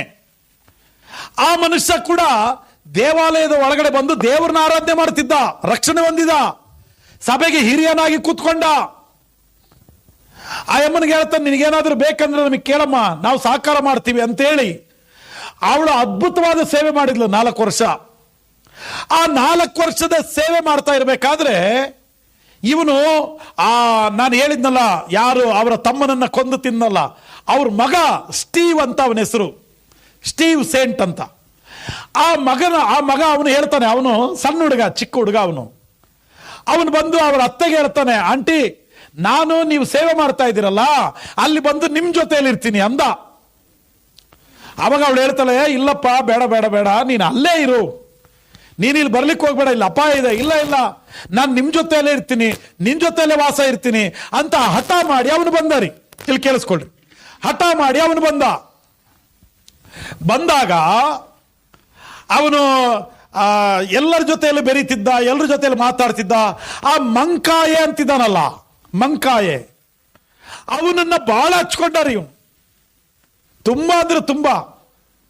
ಆವಾಗ ಒಂದ್ ದಿವಸ ಅವಳು ಹೇಳಿದ್ಲು, ನೋಡಪ್ಪ ಇಲ್ಲಿ ನೀನು ಬಹಳ ದಿನ ಇರಬೇಕು ಅಂದ್ರೆ ನೀನೊಂದು ಪ್ರಶ್ನೆ ಕೇಳಬಾರ್ದು, ಯಾರಿಗೂ ಒಂದೇ ಒಂದು ಪ್ರಶ್ನೆ ಕೇಳಬಾರ್ದು. ಆಯ್ತು ಆಂಟಿ, ನಾನು ಯಾರಿಗೂ ಏನು ಕೇಳಲ್ಲ, ಏನೋ ಪ್ರಶ್ನೆ ಹೇಳ್ರಿ ಅಂದ. ಅವಾಗ ಅವಳು ಅಂತಾಳೆ, ನಮ್ಮ ತಂದೆಯನ್ನ ಕೊಂದವರು ಯಾರು ಅಂತ ಯಾರಿಗೂ ಕೇಳಬಾರದು, ನನ್ನ ತಂದೆನ ಕೊಂದವರು ಯಾರು ಅಂತ ನೀನು ಯಾರಿಗೂ ಕೇಳಬಾರ್ದು. ಸರಿ ಆಯ್ತು ಅಂದರಿ ಅವನು. 4 ವರ್ಷ ಇವಳು ಸೇವೆ ಮಾಡಿದ್ಲು. 4 ವರ್ಷದ ನಂತರ ಕಾಯಿಲೆಯಿಂದಾಗಿ ಅವಳು ಸತ್ತೋದ್ಲು.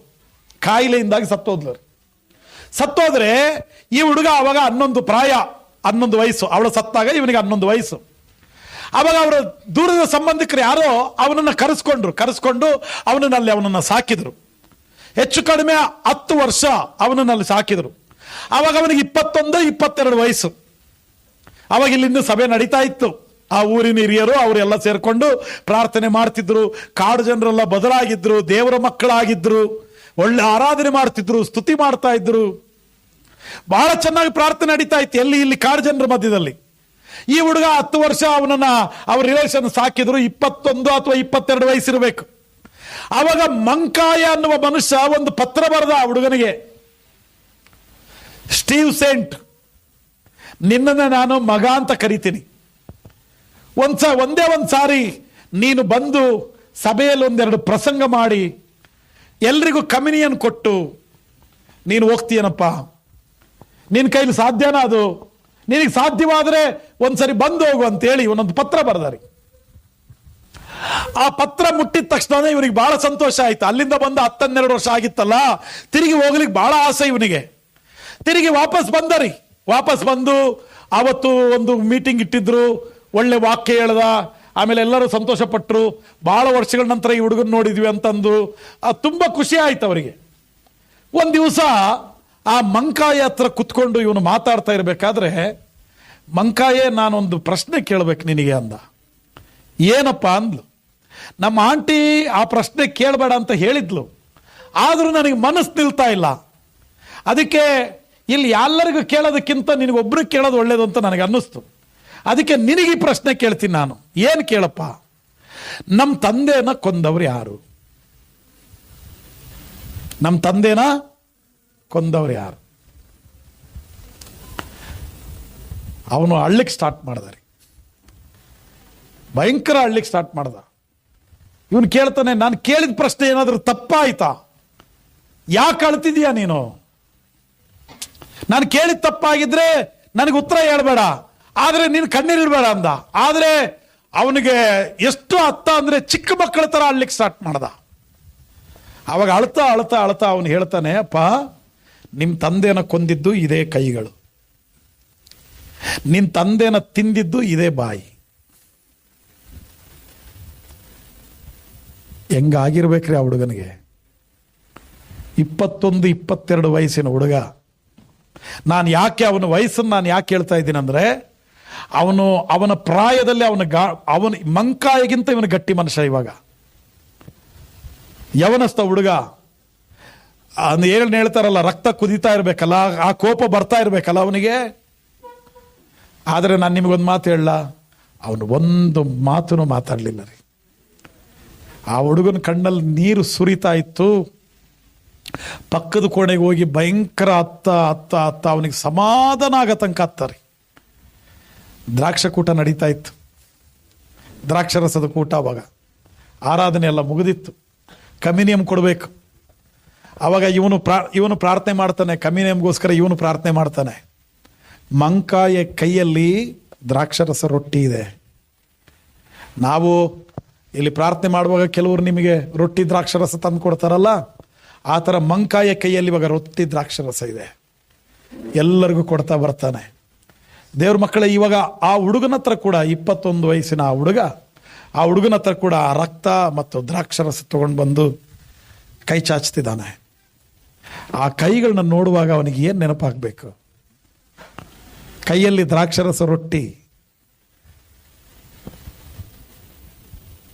ಇದಕ್ಕೆ ಏನಂತ ಹೇಳ್ತೀರಾ? ಇದಕ್ಕೆ ಏನಂತ ಶಬ್ದ ಕೊಡ್ತೀರಾ?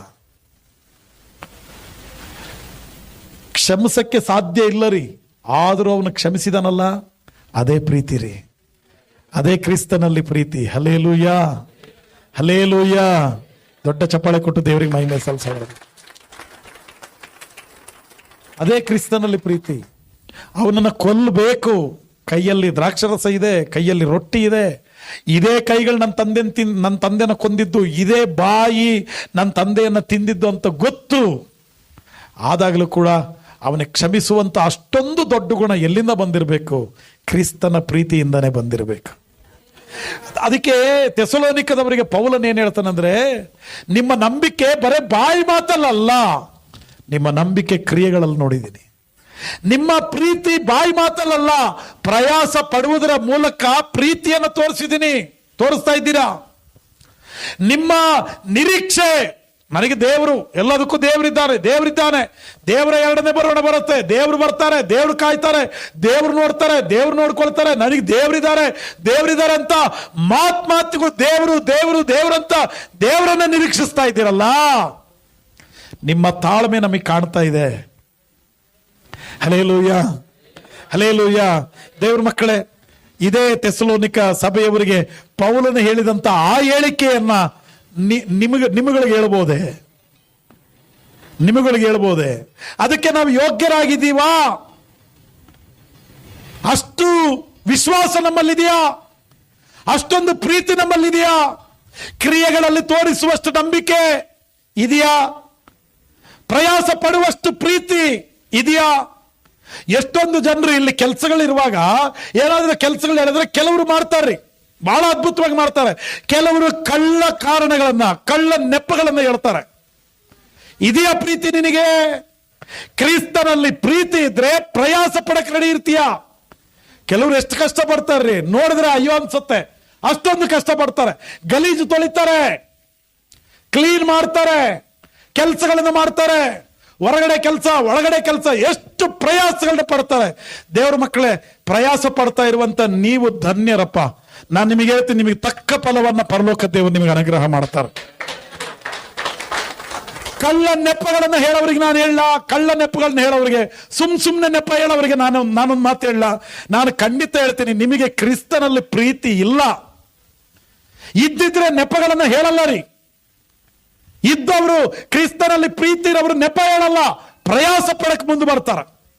ಅದು ಕೆಲಸ ಆಗಿರ್ಲಿ, ಕಷ್ಟ ಆಗಿರ್ಲಿ, ಹಿಂಸೆ ಆಗಿರ್ಲಿ, ದುಃಖ ಆಗಿರ್ಲಿ, ಆವೇದನೆ ಆಗಿರ್ಲಿ, ಖರ್ಚು ಮಾಡುವಂಥದ್ದಾಗಿರ್ಲಿ, ವ್ಯಯ ಮಾಡೋದಾಗಿರ್ಲಿ, ಯಾವುದಾಗಿರ್ಲಿ ಪ್ರಯಾಸ ಪಡಕ್ ಮುಂದೆ ಬರ್ತಾನೆ. ಕ್ರಿಸ್ತನಲ್ಲಿ ಪ್ರೀತಿ ಇಲ್ಲದವನು ಪ್ರಯಾಸ ಪಡೋದಿಲ್ಲ ರೀ. ನಾನು ನಿಮಗೆ ಹೇಳ, ಪ್ರಯಾಸ ಪಡಕ್ಕೋಸ್ಕರ ನಮಗೆ ಏನೋ ಆಡ್ಭಾಷೆಯಲ್ಲಿ ಹೇಳ್ತಾರಲ್ರಿ, ಕೇಳಿ ಪಡೆದಿರ್ಬೇಕಾ ಏನು ಪಡ್ಕೊಂಡು ಬಂದಿರ್ಬೇಕಾ ಏನೋ ಒಂದು ಅಂತಾರಲ್ಲ ಆಡ್ಭಾಷೆಯಲ್ಲಿ. ಅದು ಧನ್ಯತೆ ನಮ್ದು. ಕರ್ತನಿಗಾಗಿ ಪ್ರಯಾಸ ಪಡೋದು ಅಂದ್ರೆ ಧನ್ಯತೆ ರೀ.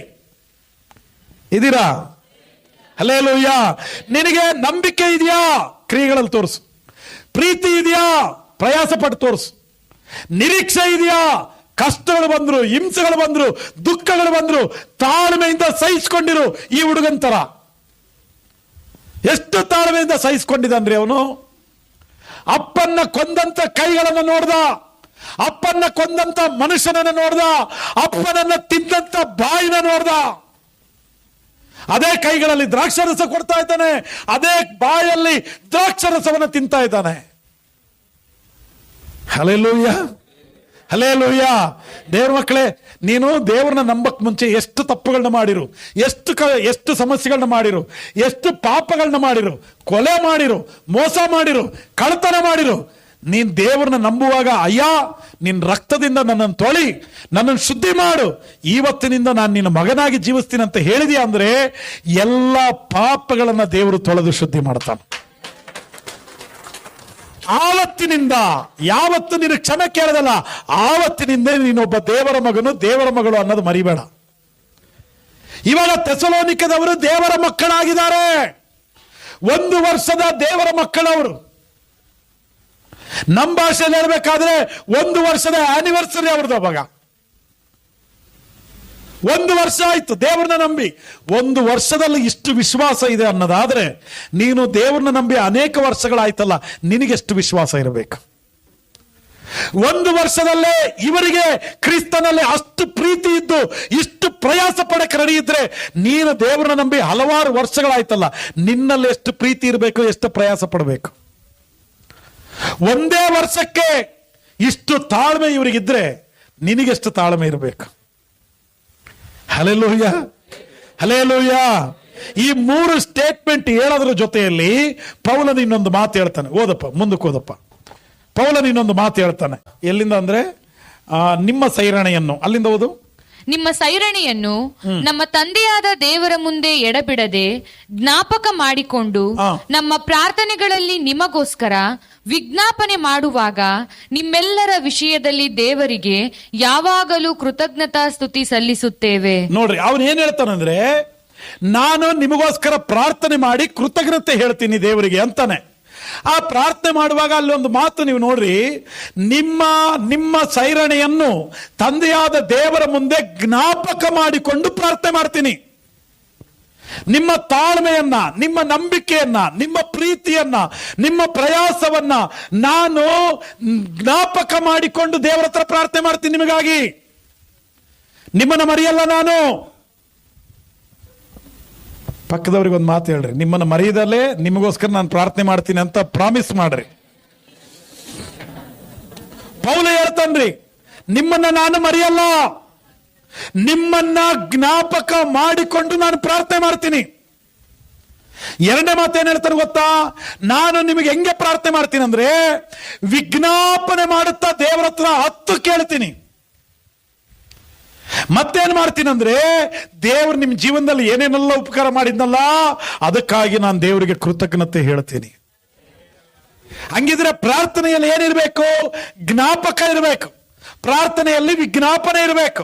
ಪ್ರಾರ್ಥನೆಯಲ್ಲಿ ಕೃತಜ್ಞತೆ ಇರಬೇಕು. ಪ್ರಾರ್ಥನೆಯಲ್ಲಿ ಜ್ಞಾಪಕ ಇರಬೇಕ್ರಿ. ಒಂದೊಂದು ಸಾರಿ ನಿಮಗೆ ಹಿಂಗಾಗಿರ್ಬೋದು. ನಿಮಗೆ, ನನಗೆ ಬಹಳ ಸರಿ ಆಗಿದೆ. ಕೆಲವು ಸಾರಿ ಇದ್ದಕ್ಕಿದ್ದಂಗೆ ರಾತ್ರಿ ಎದ್ದು ಕೂತ್ಕೊಳ್ತೀವ್ರಿ. ರಾತ್ರಿ 2 ಗಂಟೆಗೋ 3 ಗಂಟೆಗೆ ಎದ್ದು ಕೂತು ಬಿಡ್ತೀವಿ. ಕೂತ್ಕೊಂಡು ಏನ್ ಮಾಡ್ತೀಯ?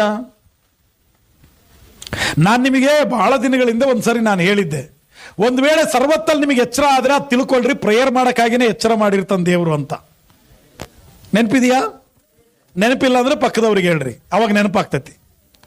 ಹೇಳ್ರಿ ಸರ್ವತ್ತಲ್ಲಿ ಎಚ್ಚರ ಆದ್ರೆ ಪ್ರಾರ್ಥನೆ ಮಾಡಕ್ಕಾಗಿನೇ ಎಚ್ಚರ ಆಗಿರೋದು ಅಂತ ಹೇಳ್ರಿ ಅವ್ರಿಗೆ. ಈ ಕಡೆಯವ್ರಿಗೆ ಹೇಳ್ರಿ ಹಂಗೆ. ಇನ್ನೊಬ್ರು ಅದರಲ್ಲ, ನಿಮ್ಮನ್ನು ನೋಡ್ತಿದಾರ ಅವರು. ಸರ್ವತ್ತಲ್ಲಿ ಎಚ್ಚರ ಆದ್ರೆ ಏನಕ್ಕೆ ಎಚ್ಚರ ಆಗೋದು? ಸ್ವಲ್ಪ ಜೋರಾಗಿ ಹೇಳ್ರಿ. ಸರ್ವತ್ತಲ್ಲಿ ಎಚ್ಚರ ಆದ್ರೆ ಏನಕ್ಕೆ ಎಚ್ಚರ ಆಗತ್ತೆ? ಪ್ರಾರ್ಥನೆ ಮಾಡಕ್ಕಾಗಿನೇ ಎಚ್ಚರ ಆಗತ್ತೆ. ಆಗ ಎದ್ದು ಕುತ್ಕೊಂಡು ನೀವು ಪ್ರಾರ್ಥನೆ ಮಾಡ್ತಾ ಇರ್ಬೇಕಾದ್ರೆ ಇದ್ದಕ್ಕಿದ್ದಂಗೆ ಯಾವುದೋ ಮನುಷ್ಯ ನೆನಪು ಬರ್ತಾರೆ. ಬಹಳ ದಿನಗಳಾಗಿತ್ತು ನೋಡಿ. ಇಲ್ಲ ಅಂದ್ರೆ ನಿಮ್ಮ ಪಕ್ಕದ ಮನೆಯವರು, ಎದುರುಗಡೆ ಮನೆಯವರು ನೆನಪಾಗ್ತಾರೆ. ಮತ್ತೆ ಹಿಂಗೆ ಹೇಳ್ಬೇಡ್ರಿ, ನೆನಪಾಗಲ್ ಬಿಡ್ರಿ ಪಾಸ್ಟೇ. ಪ್ರೇಯರಲ್ಲಿ ಯಾವುದೇ ಕಾರಣಕ್ಕೆ ಅವ್ರು ಮಾತ್ರ ನೆನಪಾಗಲ್ಲ. ನಾನು ಅವ್ರಿಗಾಗಿ ಪ್ರೇಯರ್ ಮಾಡೋದು ಇಲ್ಲ, ನಾನು ಕೇಳೋದೇ ಇಲ್ಲ. ಯಾಕಪ್ಪ ಅಂದ್ರೆ ಅವ್ರಿಗೂ ನಮಗೂ ಜಗಳ ಆಗೈತಿ, ಆಗ ಬರಲ್ಲ ನಮಗೆ ಅನ್ಬೇಡ್ರಿ.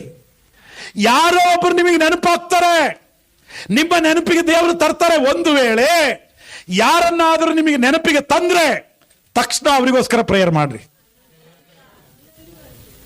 ಯಾರನ್ನಾದ್ರೂ ದೇವರು ನಿಮ್ಮ ನೆನಪಿಗೆ ತಂದ್ರೆ, ಅವನು ಮಾತಾಡಿ ಬಹಳ ದಿನ ಆಯ್ತು, ಪರಿಚಯ ಆಗಿ ಬಹಳ ದಿನ ಆಯ್ತು, ಯಾವತ್ತೋ ಒಂದ್ ದಿವಸ ನೋಡಿದ್ದು, ಯಾವತ್ತೋ ಒಂದ್ ದಿವಸ ವಿಶ್ ಮಾಡಿದ್ದು, ಅವರ ಚಿತ್ರ ನಮಗೆ ಕಾಣ್ತಾ ಇದೆ, ಅವರ ಹೆಸರು ನಮ್ಮ ನೆನಪಿಗೆ ಬರ್ತಾ ಇದೆ ಅನ್ನೋದಾದ್ರೆ, ನಾನು ನಿಮಗೆ ಹೇಳ್ತೀನಿ, ಅವರ ಹೆಸರು ಹೇಳಿ ದಯವಿಟ್ಟು ನೀವು ಪ್ರಾರ್ಥನೆ ಮಾಡ್ರಿ.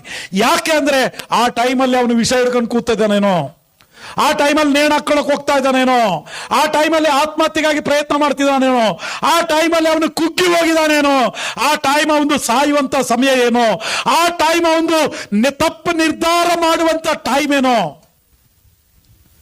ಅವನ ಹೆಸರು ಹೇಳಿ ನೀನು ಪ್ರೇಯರ್ ಮಾಡಿದೀಯ ಅಂದ್ರೆ ದೇವರು ಅಲ್ಲಿ ಅವನಿಗೆ ಜೀವ ಕೊಡ್ತಾರ. ಹಲ್ಲೆಲೂಯಾ.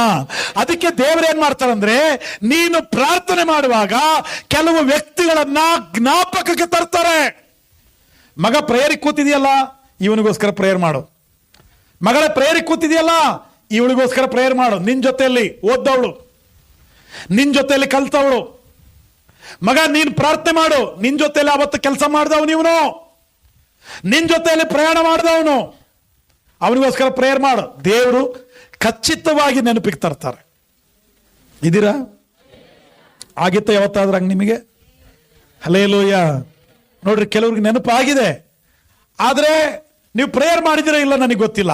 ಇವತ್ತು ನಾನು ಹೇಳ್ತಾ ಇದ್ದೀನಿ, ಅಂಥವರು ಯಾರಾದ್ರೂ ಜ್ಞಾಪಕಕ್ಕೆ ಬಂದ್ರೆ ಪ್ರಾರ್ಥನೆಯಲ್ಲಿ ದಯವಿಟ್ಟು ದೇವ್ರ ಮಕ್ಕಳೇ ನೀವು ಪ್ರಾರ್ಥನೆ ಮಾಡ್ರಿ, ದೇವರು ಅವರಿಗೆ ಜೀವ ಕೊಡ್ತಾರೆ. Hallelujah, hallelujah. ನಿಮ್ಮ ಪ್ರಾರ್ಥನೆಯಲ್ಲಿ ಜ್ಞಾಪಕಕ್ಕೆ ತಂದುಕೊಳ್ಬೇಕು. ಒಂದು ವೇಳೆ ನೀವು ಜ್ಞಾಪಕಕ್ಕೆ ತರಲಿಲ್ಲ ಅಂದ್ರೆ, ದೇವರ ಮಕ್ಕಳನ್ನೋ ಅಥವಾ ಮತ್ತೊಬ್ಬರನ್ನೋ ಕಷ್ಟದಲ್ಲಿರೋರ್ನೋ ನೀವು ಜ್ಞಾಪಕಕ್ಕೆ ತರಲಿಲ್ಲ ಅಂದ್ರೆ ದೇವರು ಜ್ಞಾಪಕಕ್ಕೆ ತರ್ತಾರೆ. ಒಟ್ಟಲ್ಲಿ ಏನಾಗಬೇಕು? ಪ್ರಾರ್ಥನೆಯಲ್ಲಿ ನಮಗೆ ಜನರು ನೆನಪಿಗೆ ಬರಬೇಕು. ಮತ್ತೊಂದು ಮಾತೇನು ಹೇಳ್ತಾನೆ? ನಾನು ನಿಮಗಾಗಿ ವಿಜ್ಞಾಪನೆ ಮಾಡುತ್ತೇನೆ. ಏನ್ ಮಾಡ್ತೀನಿ? ವಿಜ್ಞಾಪನೆ. ಪ್ರಾರ್ಥನೆ ಅಂದ್ರೆ ಬೇರೆ, ವಿಜ್ಞಾಪನೆ ಅಂದ್ರೆ ಬೇರೆ. ಪ್ರಾರ್ಥನೆ ಅಂದ್ರೆ ಏನು? ನಮಗಾಗಿ ಕೇಳೋದು. ಅಯ್ಯ ನನಗಿದು ಸಹಾಯ ಮಾಡು, ಅದು ಸಹಾಯ ಮಾಡು. ಪರ್ಸನಲ್, ನನಗೋಸ್ಕರ, ನನ್ನ ಕುಟುಂಬಕ್ಕೋಸ್ಕರ, ನನ್ನ ಜೀವನಕ್ಕೋಸ್ಕರ, ನನ್ನ ಉದ್ಯೋಗಕ್ಕೋಸ್ಕರ. ಇದು ಪ್ರಾರ್ಥನೆ. ವಿಜ್ಞಾಪನೆ ಅಂದ್ರೆ ಏನು? ನಮಗೆ ಸಂಬಂಧ ಇಲ್ಲದೆ ಇರತಕ್ಕಂಥ ವ್ಯಕ್ತಿಗಳಿಗಾಗಿ, ಸಂಬಂಧ ಇಲ್ಲದೆ ಇರುವಂತ ಪ್ರದೇಶಗಳಿಗಾಗಿ ದೇವರ ಹತ್ರ ಕೇಳ್ತೀವಲ್ಲ, ಅಳ್ತೀವಲ್ಲ, ಅದು ವಿಜ್ಞಾಪನೆ. ನಾನು ನಿಮಗೆ ಸುಮ್ಮನೆ ಉದಾಹರಣೆ ಕೇಳ್ತೀನಿ. ಕರ್ನಾಟಕ ರಾಜ್ಯಕ್ಕಾಗಿ ಅಳುವಂತ ಅವಶ್ಯಕತೆ ಇದೆಯಾ? ಭಾರತ ದೇಶಕ್ಕಾಗಿ ಅಳುವಂತ ಅವಶ್ಯಕತೆ ಇದೆಯಾ? ನೀವ್ ಹೇಳ್ರಿ, ಇದೆಯಾ ಇಲ್ವಾ? ಅಳ್ಳೇಬೇಕಾ? ಅತ್ತಿಲ್ಲ ಅಂದ್ರೂ ನಡೆಯುತ್ತಾ? ಇಲ್ಲ ಇಲ್ಲ. ಭಾರತ ದೇಶಕ್ಕಾಗಿ ನಾನು ಅಳ್ಳೇಬೇಕಂತ ಏನಿಲ್ಲ. ನನ್ನ ಊರಿಗಾಗಿ, ನನ್ನ ರಾಜ್ಯಕ್ಕಾಗಿ ಅಳ್ಳೇಬೇಕಂತಿಲ್ಲ. ನನ್ನ ಎಡಗಡೆಯಲ್ಲಿ ಬಲಗಡೆಯಲ್ಲಿರೋ ಮನೆಗಳಿಗೋಸ್ಕರ, ನಮ್ಮ ಎದುರುಗಡೆ ಇರೋ ಮನೆಗಳಿಗೋಸ್ಕರ, ಬೀದಿಗಳಿಗೋಸ್ಕರ ಅಳ್ಳೇಬೇಕಂತೇನಿಲ್ಲ. ಸಂಬಂಧ ಇಲ್ಲ ನನಗೆ. ಆದರೂ ಸಹ ನೀನು ಅವರಿಗೋಸ್ಕರ ಅಳ್ತೀಯ ಅಂದ್ರೆ ಅದೇ ವಿಜ್ಞಾಪನೆ. ಹಲ್ಲೆಲೂಯಾ. ಅಳುವಂತ ಏನು ಅವಶ್ಯಕತೆ ಐತ್ರಿ? ಏನು ಅವಶ್ಯಕತೆ ಇದೆ? ನಾ ಹೇಳೋದು ಅರ್ಥ ಆಗ್ತಿದೆಯಾ? ಊರಿಗಾಗಿ ಅಳೋ ಅವಶ್ಯಕತೆ ಏನಿದೆ? ನಾವು ಅವಾಗ ದೇವ್ರ ನಂಬಕ್ ಮುಂಚೆ ನಾವು ಬೇಡ್ತಿದ್ವಿ. ಏನ್ ಕೇಳ್ತಿದ್ವಿ? ತಾಸುಗಟ್ಲೆ ಪ್ರಾರ್ಥನೆ ಇಲ್ಲ, ಅಲ್ಲಿ ತಾಸುಗಟ್ಲೆ ವಿಜ್ಞಾಪನೆ ಇಲ್ಲ.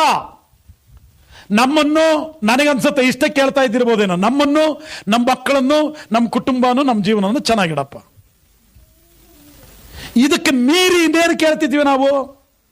ಪಕ್ಕದವರಿಗಾಗಿ ಕೇಳ್ತಿದ್ವೇನೋ? ಹೋಗಿ ನನಗೆ ಬಹಳ ವರ್ಷಗಳಿಂದ ಅದು ಆಶ್ಚರ್ಯನೂ ಹೌದು, ನನಗೆ ನಗುನು ಬರುತ್ತೆ. ಹೋಗಿ ಮಳೆ ಹೊಡೆದು ಬರ್ತಾರಂತ ಪಕ್ಕದ ಮನೆಯವ್ರಿಗೆ, ಅವ್ರ ಹೆಸರು ಹೇಳಿ ಅಲ್ಲಿ ಮಳೆ ಹೊಡೆದು ಬರ್ತಾನಂತೆ. ನನಗಿದೇನೋ ಅರ್ಥ ಆಗ್ತಾ ಇಲ್ಲ ರೀ. ನಾನು ಹೇಳ್ತೀನಿ, ದೇವ್ರ ಮಕ್ಕಳೇ, ನಿನ್ನ ಪಕ್ಕದವನಿಗೋಸ್ಕರ, ನಿನ್ನ ಎದುರುಗಡೆ ಇರೋವನಿಗೋಸ್ಕರ ನೀನು ಕಣ್ಣೀರಿಟ್ಟು ದೇವರ ಸನ್ನಿಧಾನದಲ್ಲಿ ಪ್ರಾರ್ಥನೆ ಮಾಡಿದ್ರೆ ಅದು ವಿಜ್ಞಾಪನೆ. ವಿಜ್ಞಾಪನೆ ಮಾಡ್ತೀನಿ ನಾನು ಅಂತಾನೆ. ಸಂಬಂಧ ಇಲ್ಲ ಆದ್ರೂ ಪ್ರೇಯರ್ ಮಾಡ್ತೀಯ. ಸಂಬಂಧ ಇಲ್ಲ ರೀ, ಮಾಡೋ ಅವಶ್ಯಕತೆ ಇಲ್ಲ, ಆದ್ರೂ ನೀನು ಕಣ್ಣೀರಿಡ್ತೀಯ. ದೇಶಕ್ಕಾಗಿ, ರಾಜ್ಯಕ್ಕಾಗಿ, ಊರಿಗಾಗಿ, ಅಕ್ಕಪಕ್ಕದವರಿಗಾಗಿ, ಬೀದಿಗಳಿಗಾಗಿ ಯಾರಾದರೂ 10 ಕಣ್ಣೀರಿಟ್ಟು ದೇವರನ್ನ ಕೇಳೋರಿದಾರಂದ್ರೆ ಅವರು ದೇವರ ಮಕ್ಕಳು ಮಾತ್ರ ರೀ. ಹಲ್ಲೆಲೂಯಾ. ನಾವು ಮಾತ್ರ ರೀ ಕೇಳೋದನ್ನ. ಊರ್ನ ಚೆನ್ನಾಗಿಡ ಅಂತ ನಾವು ಕೇಳ್ತೀವಿ, ರಾಜ್ಯನ ಚೆನ್ನಾಗಿಡ ಅಂತ ಕೇಳ್ತೀವಿ, ದೇಶನ ಚೆನ್ನಾಗಿಡ ಅಂತ ಕೇಳ್ತೀವಿ, ನಾವು ಅಕ್ಕಪಕ್ಕದವ್ರನ್ನ ಚೆನ್ನಾಗಿಡ ಅಂತೀವಿ, ಹಿಂದೆ ಮುಂದೆ ಇರೋವ್ರನ್ನ ಚೆನ್ನಾಗಿಡ ಅಂತೀವಿ. ಯಾಕಂದ್ರೆ ಕರ್ತನ ಸನ್ನಿಧಾನದಲ್ಲಿ ನಾವು ಆ ವಿಜ್ಞಾಪನೆ ಮಾಡಬೇಕು. ದೇವರು ನಮಗೆ ಹೇಳಿದ್ದಾರೆ, ನಿನಗೆ ಸಂಬಂಧ ಇಲ್ಲದೆ ಇರುವ ಮನುಷ್ಯರಿಗಾಗಿ ಕಣ್ಣೀರಿಟ್ಟು ನೀನು ಪ್ರಾರ್ಥನೆ ಮಾಡಪ್ಪ, ಅದೇ ವಿಜ್ಞಾಪನೆ. ಅದಕ್ಕೆ ಪೌಲ ಹೇಳ್ತಾನೆ, ನಿಮಗಾಗಿ ನಾನು ಪ್ರಾರ್ಥನೆ ಮಾಡ್ತೀನಿ ಅಂತಿಲ್ಲ, ನಿಮಗಾಗಿ ನಾನು ವಿಜ್ಞಾಪನೆ ಮಾಡ್ತೀನಿ. ಪ್ರಾರ್ಥನೆಗೆ ವಿಜ್ಞಾಪನೆಗೆ ಗೊತ್ತಾಯ್ತ ವ್ಯತ್ಯಾಸ? ಪ್ರಾರ್ಥನೆ ಅಂದ್ರೆ ನಿಮಗೋಸ್ಕರ ಮಾಡೋದು, ವಿಜ್ಞಾಪನೆ ಅಂದ್ರೆ ಪಕ್ಕದವರಿಗಾಗಿ ಮಾಡೋದು, ಬೇರೆಯವರಿಗಾಗಿ ಮಾಡೋದು. ಹಲ್ಲೆಲೂಯಾ. ವಿಜ್ಞಾಪನೆ ಮಾಡ್ತಿದ್ದೀರಾ? ವಿಜ್ಞಾಪನೆ ಮಾಡ್ತಾ ಇದ್ದೀರಾ? ಬಹಳ ಜನರು ಪ್ರಾರ್ಥನೆ ಮಾಡಕ್ಕೆ ಟೈಮ್ ಇಲ್ಲ ಪಾಸ್ಟ್ರೆ, ನಮ್ದೇ ದೊಡ್ಡ ಲಿಸ್ಟ್ ಐತಿ, ನಾವು, ನಮ್ಮ ಮಕ್ಕಳು, ನಮ್ಮ ಕುಟುಂಬ, ಮಕ್ಕಳ ಜವಾಬ್ದಾರಿ, ಕೆಲಸ ಕಾರ್ಯಗಳು, ಎಷ್ಟು ವಿಷಯ, ಅದನ್ನು ಕೇಳೋಕ್ಕೆ ನಮಗೆ ಟೈಮ್ ಇಲ್ಲ. ವಿಜ್ಞಾಪನೆ ಯಾರು ಮಾಡ್ತಾರೆ ಅನ್ಬೇಡ. ನಿನ್ನ ಪ್ರಾರ್ಥನೆಯಲ್ಲಿ ವಿಜ್ಞಾಪನೆ ಇರಬೇಕು. ನಿನಗಾಗಿ ನೀನು 3 ನಿಮಿಷ ಪ್ರಾರ್ಥನೆ ಮಾಡಿದ್ರೆ ಇತರರಿಗಾಗಿ 3 ನಿಮಿಷ ಪ್ರಾರ್ಥನೆ ಮಾಡು. ನಮ್ಮೆಲ್ಲರ ಜೀವನದಲ್ಲಿ ಅದ್ಭುತ ಮಾಡಿದ್ದಕ್ಕಾಗಿ ಮತ್ತೊಂದು 3 ನಿಮಿಷ ದೇವರಿಗೆ ಕೃತಜ್ಞತಾ ಸ್ತುತಿಗಳು. ಅಪ್ಪ, ಎಷ್ಟೊಂದು ಉಪಕಾರ ಮಾಡಿದೆಯಲ್ಲಪ್ಪ, ನನ್ನ ಪ್ರಾರ್ಥನೆ ಮರೀಲಿಲ್ಲಪ್ಪ, ನನ್ನ ವಿಜ್ಞಾಪನೆ ಮರೀಲಿಲ್ಲಪ್ಪ, ಅವರಿಗೆ ಉಪಕಾರ ಮಾಡಿದಿ, ನನಗೆ ಉಪಕಾರ ಮಾಡಿದಿ, ಕುಟುಂಬದಲ್ಲಿ ಉಪಕಾರ ಮಾಡಿದಿ, ಪಕ್ಕದ ಮನೆಯವ್ರಿಗೆ ಬಿಡುಗಡೆ ಮಾಡಿದಿ, ಅಪ್ಪ ನಿನಗೆ ಸ್ತೋತ್ರ ಅಂತ 3 ನಿಮಿಷ ಕೃತಜ್ಞತೆ ಹೇಳು. ಹಲ್ಲೆಲೂಯಾ. ನಿನ್ನ 9 ನಿಮಿಷದ ಪ್ರಾರ್ಥನೆಯಲ್ಲಿ 3 ನಿಮಿಷ ನಿನಗಾಗಿ ಕೇಳು, 3 ನಿಮಿಷ ವಿಜ್ಞಾಪನೆ ಮಾಡು, ಬೇರೆಯವರಿಗಾಗಿ ಮಾಡು, 3 ನಿಮಿಷ ದೇವರಿಗೆ ಕೃತಜ್ಞತೆ ಹೇಳು, 1 ನಿಮಿಷ ದೇವರಿಗೆ ಎಲ್ಲವನ್ನ ಮುಗಿಸಿ ದೇವರಿಗೆ 1 ನಿಮಿಷ ಥ್ಯಾಂಕ್ಸ್ ಹೇಳಿ ಆಮೇಲೆ ಹೇಳಿ ನೀನು ಎದ್ದು ಹೊರಗಡೆ ಬಾ. ಆ ಪ್ರಸನ್ನತೆನೇ ಬೇರೆ ರೀ. Hallelujah, hallelujah. ನಾನು ಅದಕ್ಕೆ ಹೋದ ವಾರನ ಆ ಕಡೆ ವಾರ ಪ್ರಾರ್ಥನೆ ಬಗ್ಗೆ ಹೇಳುವಾಗ ಒಂದು ಮಾತು ಹೇಳಿದ್ನಲ್ಲ, ನಿಮಗೆ ನೆನಪಿದೆಯಾ ಇಲ್ಲೋ ಗೊತ್ತಿಲ್ಲ. ನೀನು ಕೇಳಿದ ನಂತರ ಉತ್ತರ ಕೊಡ್ಲಿಕ್ಕೆ ನಾನು ಮನುಷ್ಯ, ನೀನು ಕೇಳಿದ ನಂತರ ನಿನ್ನ ಕಷ್ಟ ಏನೋ ಕೇಳಿದ ಮೇಲೆ ಕೊಡಕ್ಕೆ ನಾನು ಮನುಷ್ಯ ರೀ. ಆದರೆ ನನ್ನ ದೇವರು ಅಂತವನಲ್ಲ, ನೀನು ಕೇಳಕ್ಕೆ ಮುಂಚೆನೆ ನಿನಗೋಸ್ಕರ ಉತ್ತರವನ್ನು ಸಿದ್ಧ ಮಾಡಿದ್ದಾನೆ. ಯಾಕಂದ್ರೆ ಆತನ ದೇವರು. ಹಲ್ಲೆಲೂಯಾ. ನಾನು ಕೇಳಿದ ನಂತರ ಕೊಡ್ತೀನಿ, ಕಷ್ಟ ಹೇಳಿದ ನಂತರ ಕೊಡ್ತೀನಿ, ಕಷ್ಟ ಹೇಳಿದ ನಂತರ ಕನಿಕರ ಬರುತ್ತೆ ನನಗೆ. ಆದರೆ ನನ್ನ ದೇವರಿಗೆ ಹಂಗಲ್ಲ. ನೀನು ಹೇಳುವುದಕ್ಕೆ ಮುಂಚೆಯೇ, ನೀನು ಕಣ್ಣೀರಿಡುವುದಕ್ಕೆ ಮುಂಚೆಯೇ, ನೀನು ಪ್ರಾರ್ಥನೆ ಮಾಡಕ್ಕೆ ಮೊಣಕಾಲೂರುವುದಕ್ಕೆ ಮುಂಚೆಯೇ ನನ್ನ ದೇವರು ನಿನಗಾಗಿ ಉತ್ತರವನ್ನು ಸಿದ್ಧ ಮಾಡಿದ್ದಾನೆ. ಹಲ್ಲೆಲೂಯಾ. ಪ್ರಾರ್ಥನೆ ಮಾಡು, ನಿನಗೋಸ್ಕರ, ಬೇರೆಯವ್ರಿಗೋಸ್ಕರ ವಿಜ್ಞಾಪನೆ ಮಾಡು. ನಮ್ಮೆಲ್ಲರ ವಿಷಯದಲ್ಲಿ ದೇವರಿಗೆ ಕೃತಜ್ಞತಾ ಸ್ತುತಿ ಹೇಳು. ಅದಕ್ಕೆ ಪೌಲನು ಥೆಸಲೋನಿಕ ಸಭೆಯವರಿಗೆ ಹೇಳಿದಂಥ ಒಂದು ಅದ್ಭುತವಾದ ಸಾಕ್ಷಿ. ದೇವರ ಮಕ್ಕಳೇ, ನೀವು ನಂಬಿಕೆಯಲ್ಲಿದ್ದೀರಾ, ಕ್ರಿಯೆಗಳಲ್ಲಿ ಕಾಣ್ತಿದೆ, ನಾವು ನೋಡ್ತಿದ್ದೀವಿ. ದೇವರ ಮಕ್ಕಳೇ, ದೇವರ ಪ್ರೀತಿಯಲ್ಲಿ ನೆಲೆಯಾಗಿದ್ದೀರಾ, ಪ್ರಯಾಸ ಪಡ್ತಿದ್ದೀರಾ, ಕಾಣ್ತಿದೆ, ನೋಡ್ತಾ ಇದ್ದೀವಿ. ದೇವರ ಮಕ್ಕಳೇ, ನಿಮಗೆ ನಿಮ್ಮ ನಿರೀಕ್ಷೆ ಬಹಳ ದೊಡ್ಡದು. ಯಾಕಂದ್ರೆ ಎಷ್ಟೇ ಕಷ್ಟ ಬಂದರೂ ತಾಳ್ಮೆಯಿಂದ ಇದ್ದೀರಾ, ಸಹಿಸ್ಕೊಂಡಿದ್ದೀರಾ. ನಿಮ್ಮ ನಿರೀಕ್ಷೆ ಬಹಳ ದೊಡ್ಡದು. ನಾವು ನೋಡ್ತಾ ಇದ್ದೀವಿ, ನಿಮ್ಮ ಸಹಿಸುವಿಕೆ ನೋಡ್ತಾ ಇದ್ದೀವಿ. ಇದೆಲ್ಲ ವಿಷಯಕ್ಕೋಸ್ಕರ ದೇವರ ಸನ್ನಿಧಾನದಲ್ಲಿ ನಿಮ್ಮನ್ನು ನೆನಪು ಮಾಡಿಕೊಂಡು, ನಿಮ್ಮ ನಂಬಿಕೆ ನೆನಪು ಮಾಡಿಕೊಂಡು ದೇವರ ಹತ್ರ ನಾನು ನಿಮಗೋಸ್ಕರ ವಿಜ್ಞಾಪನೆ ಮಾಡ್ತೀನಿ. ಅಂದರೆ ಥೆಸಲೋನಿಕದವರಿಗಾಗಿ ನಾನು ಅಳ್ತೀನಿ, ಕಣ್ಣೀರಿಡ್ತೀನಿ, ನಿಮಗೋಸ್ಕರ ಪ್ರಾರ್ಥನೆ ಮಾಡ್ತೀನಿ, ನಿಮಗೋಸ್ಕರ ದೇವರ ಹತ್ರ ನಾನು ಕೇಳಿಕೊಳ್ತೀನಿ. ದೇವರ ಮಕ್ಕಳ ಇಲ್ಲಿರುವ ಒಬ್ಬೊಬ್ಬರಿಗೋಸ್ಕರ, ಯಾರೆಲ್ಲ ಕಷ್ಟದಲ್ಲಿ, ಕಣ್ಣೀರಲ್ಲಿ, ಚಿಂತೆಯಲ್ಲಿ, ದುಃಖದಲ್ಲಿ, ಎಲ್ಲರೂ ಒಂದಲ್ಲ ಒಂದು ಇಕ್ಕಟ್ಟಿನಲ್ಲಿ ಹಾದು ಹೋಗ್ತಾ ಇದ್ದಾರೆ, ನೀನು ವಿಜ್ಞಾಪನೆ ಮಾಡಿದೀಯ ಅಂದರೆ ಬಿಡುಗಡೆ ಆಗತ್ತೆ. ನೀನು ವಿಜ್ಞಾಪನೆ ಮಾಡಿದ್ರೆ ಏನಾಗತ್ತೆ? ಖಂಡಿತ ಬಿಡುಗಡೆ ಆಗತ್ತೆ. ನಿನ್ನ ವಿಜ್ಞಾಪನೆಯ ಪ್ರಾರ್ಥನೆ ಸಭೆಗೆ ಅವಶ್ಯಕತೆ ಇದೆ ರೀ. ನಿನ್ನ ವಿಜ್ಞಾಪನೆಯ ಪ್ರಾರ್ಥನೆ ಸಭೆಗೆ ಬೇಕು. ಮೊನ್ನೆ 24 ತಾಸು ಪ್ರೇಯರ್ ಮಾಡಿದಿರಿ ನೀವು. ಇನ್ನು ಪ್ರಾರ್ಥನೆಗಳು ಬೇಕು, ಇನ್ನು ವಿಜ್ಞಾಪನೆಗಳು ಬೇಕು. ನಾನು ಬಹಳ ಜನರನ್ನು ನೋಡ್ತಾ ಇದ್ದೀನಿ, ಭಯಂಕರವಾದ ಕಷ್ಟಗಳನ್ನ ಹಾದು ಹೋಗ್ತಾ ಇದ್ದೀರಾ, ಭಯಂಕರವಾದ ಇಕ್ಕಟ್ಟುಗಳನ್ನ ಹಾದು ಹೋಗ್ತಾ ಇದ್ದೀರಾ. ನಾನು ಹೇಳ್ತೀನಿ, ಸಭೆಯೇ ಅಂಥವರಿಗೋಸ್ಕರ ವಿಜ್ಞಾಪನೆ ಮಾಡು, ಅಂಥವರಿಗೋಸ್ಕರ ಕಣ್ಣೀರಿಡು. ದಯವಿಟ್ಟು ನಿನಗೆ ಕಷ್ಟ ಬಂದಾಗ ಅವರು ನಿನಗೋಸ್ಕರ ವಿಜ್ಞಾಪನೆ ಮಾಡ್ತಾರೆ. ಇವಾಗ ನಿನ್ನ ಸರದಿ, ನೀನು ವಿಜ್ಞಾಪನೆ ಮಾಡು. ನಿನ್ನ ಟೈಮ್ ಇದು, ನೀನು ವಿಜ್ಞಾಪನೆ ಮಾಡು. ದೇವರು ಎಷ್ಟೋ ಅಷ್ಟು ಸೌಖ್ಯ, ಕ್ಷೇಮ, ಆರೋಗ್ಯ, ಬಲವನ್ನು ಕೊಟ್ಟಿದಾರಲ್ಲ, ನೀನು ವಿಜ್ಞಾಪನೆ ಮಾಡಿವಾಗ ಯಾವತ್ತೋ ಒಂದು ದಿವಸ ನೀನು ಇಕ್ಕಟ್ಟಲ್ಲಿ ಬಿದ್ದಾಗ ಮತ್ತೊಬ್ಬನು ನಿನಗಾಗಿ ವಿಜ್ಞಾಪನೆ ಮಾಡ್ತಾನೆ. Hallelujah, hallelujah. ಅದಕ್ಕೆ ಥೆಸಲೋನಿಕ ಸಭೆಗೆ ಪೌಲನು ಹೇಳುವಂತ ಅದ್ಭುತವಾದ ಸಾಕ್ಷಿ ಇದೊಂದು ಮಾತು ಹೇಳಿ ನಾನು ನಿಲ್ಲಿಸ್ತೀನಿ. ಮೊದಲನೇ ಮಾತೇನು ಹೇಳ್ದ? ನೀವು ನಂಬಿಕೆಯಲ್ಲಿದ್ದೀರಾ. ಹೆಂಗ್ ಗೊತ್ತಾಗ್ತಿದೆ? ಕ್ರಿಯೆಗಳಲ್ಲಿ ಗೊತ್ತಾಗ್ತಿದೆ. ಎರಡನೇ ಮಾತೇನು ಹೇಳ್ತಾನೆ? ನೀವು ಪ್ರೀತಿಯಲ್ಲಿ, ಕ್ರಿಸ್ತನ ಪ್ರೀತಿಯಲ್ಲಿ ಬಲವಾಗಿದ್ದೀರಾ. ಹೆಂಗ್ ಕಾಣ್ತಾ ಇದೆ? ಪ್ರಯಾಸ ಪಡ್ತಿದ್ದೀರಾ, ನಾನು ನೋಡ್ತಾ ಇದ್ದೀನಿ. ಮೂರನೇ ಮಾತೇನು ಹೇಳ್ತಾನೆ? ನಿಮಗೆ ನಿರೀಕ್ಷೆ ಇದೆ ದೇವರಲ್ಲಿ. ಹೆಂಗ್ ಗೊತ್ತಾಗ್ತಿದೆ ನನಗೆ? ತಾಳ್ಮೆಯಿಂದ ಸಹಿಸ್ಕೊಂಡಿದ್ದೀರಾ, ಅದಕ್ಕೆ ನನಗೆ ಗೊತ್ತಾಗ್ತಿದೆ. ಅದಕ್ಕೋಸ್ಕರ ಪೌಲೇನು ಹೇಳ್ತಾನೆ? ನಿಮ್ಮೆಲ್ಲರಿಗಾಗಿ ನಾನು ಪ್ರಾರ್ಥನೆ ಮಾಡ್ತೀನಿ. ದೇವ್ರ ಮಕ್ಕಳೇ, ಇಲ್ಲಿ ಕೂಡ ಕಷ್ಟದಲ್ಲಿರೋರು, ಕಣ್ಣೀರಲ್ಲಿರೋರು, ಚಿಂತೆಯಲ್ಲಿರೋರು ಪಾಪ ನಿರೀಕ್ಷೆಯಿಂದ ಕಾಯ್ತಿದ್ದಾರೆ. ದೇವರು ಏನೋ ಒಂದು ಅದ್ಭುತ ಮಾಡ್ತಾರೆ, ಮಹಿಮೆಯನ್ನು ಮಾಡ್ತಾರೆ, ಬಿಡುಗಡೆಯನ್ನು ಕೊಡ್ತಾರಂತ ನಿರೀಕ್ಷೆಯಿಂದ ಕಾಯ್ತಾ ಇದ್ದಾರೆ. ದೇವ್ರ ಮಕ್ಕಳೇ, ನೀವು ಅಂಥವ್ರಿಗೋಸ್ಕರ ವಿಜ್ಞಾಪನೆ ಮಾಡ್ತೀರಾ? ಹಲ್ಲೆಲೂಯಾ. ನೀವು ವಿಜ್ಞಾಪನೆ ಮಾಡ್ರಿ. ದೇವರು ದೊಡ್ಡ ಅದ್ಭುತ ಮಾಡಲಿಕ್ಕೆ ಆತನು ಶಕ್ತನಾಗಿದ್ದಾನೆ. ಥೆಸಲೋನಿಕ ಸಭೆಯ ಸ್ಥಳದಲ್ಲಿ ನಮ್ಮ ಸಭೆಯನ್ನು ಹಾಕ್ಕೊಂಡು ನಾವು ಪ್ರಶ್ನೆ ಮಾಡಿಕೊಳ್ಳೋಣ. ಸಭೆಯೇ, ನಿನಗೆ ವಿಶ್ವಾಸ ಇದೆಯಾ? ಸಭೆಯೇ, ನಿನಗೆ ಕ್ರಿಸ್ತನ ಮೇಲೆ ಪ್ರೀತಿ ಇದೆಯಾ?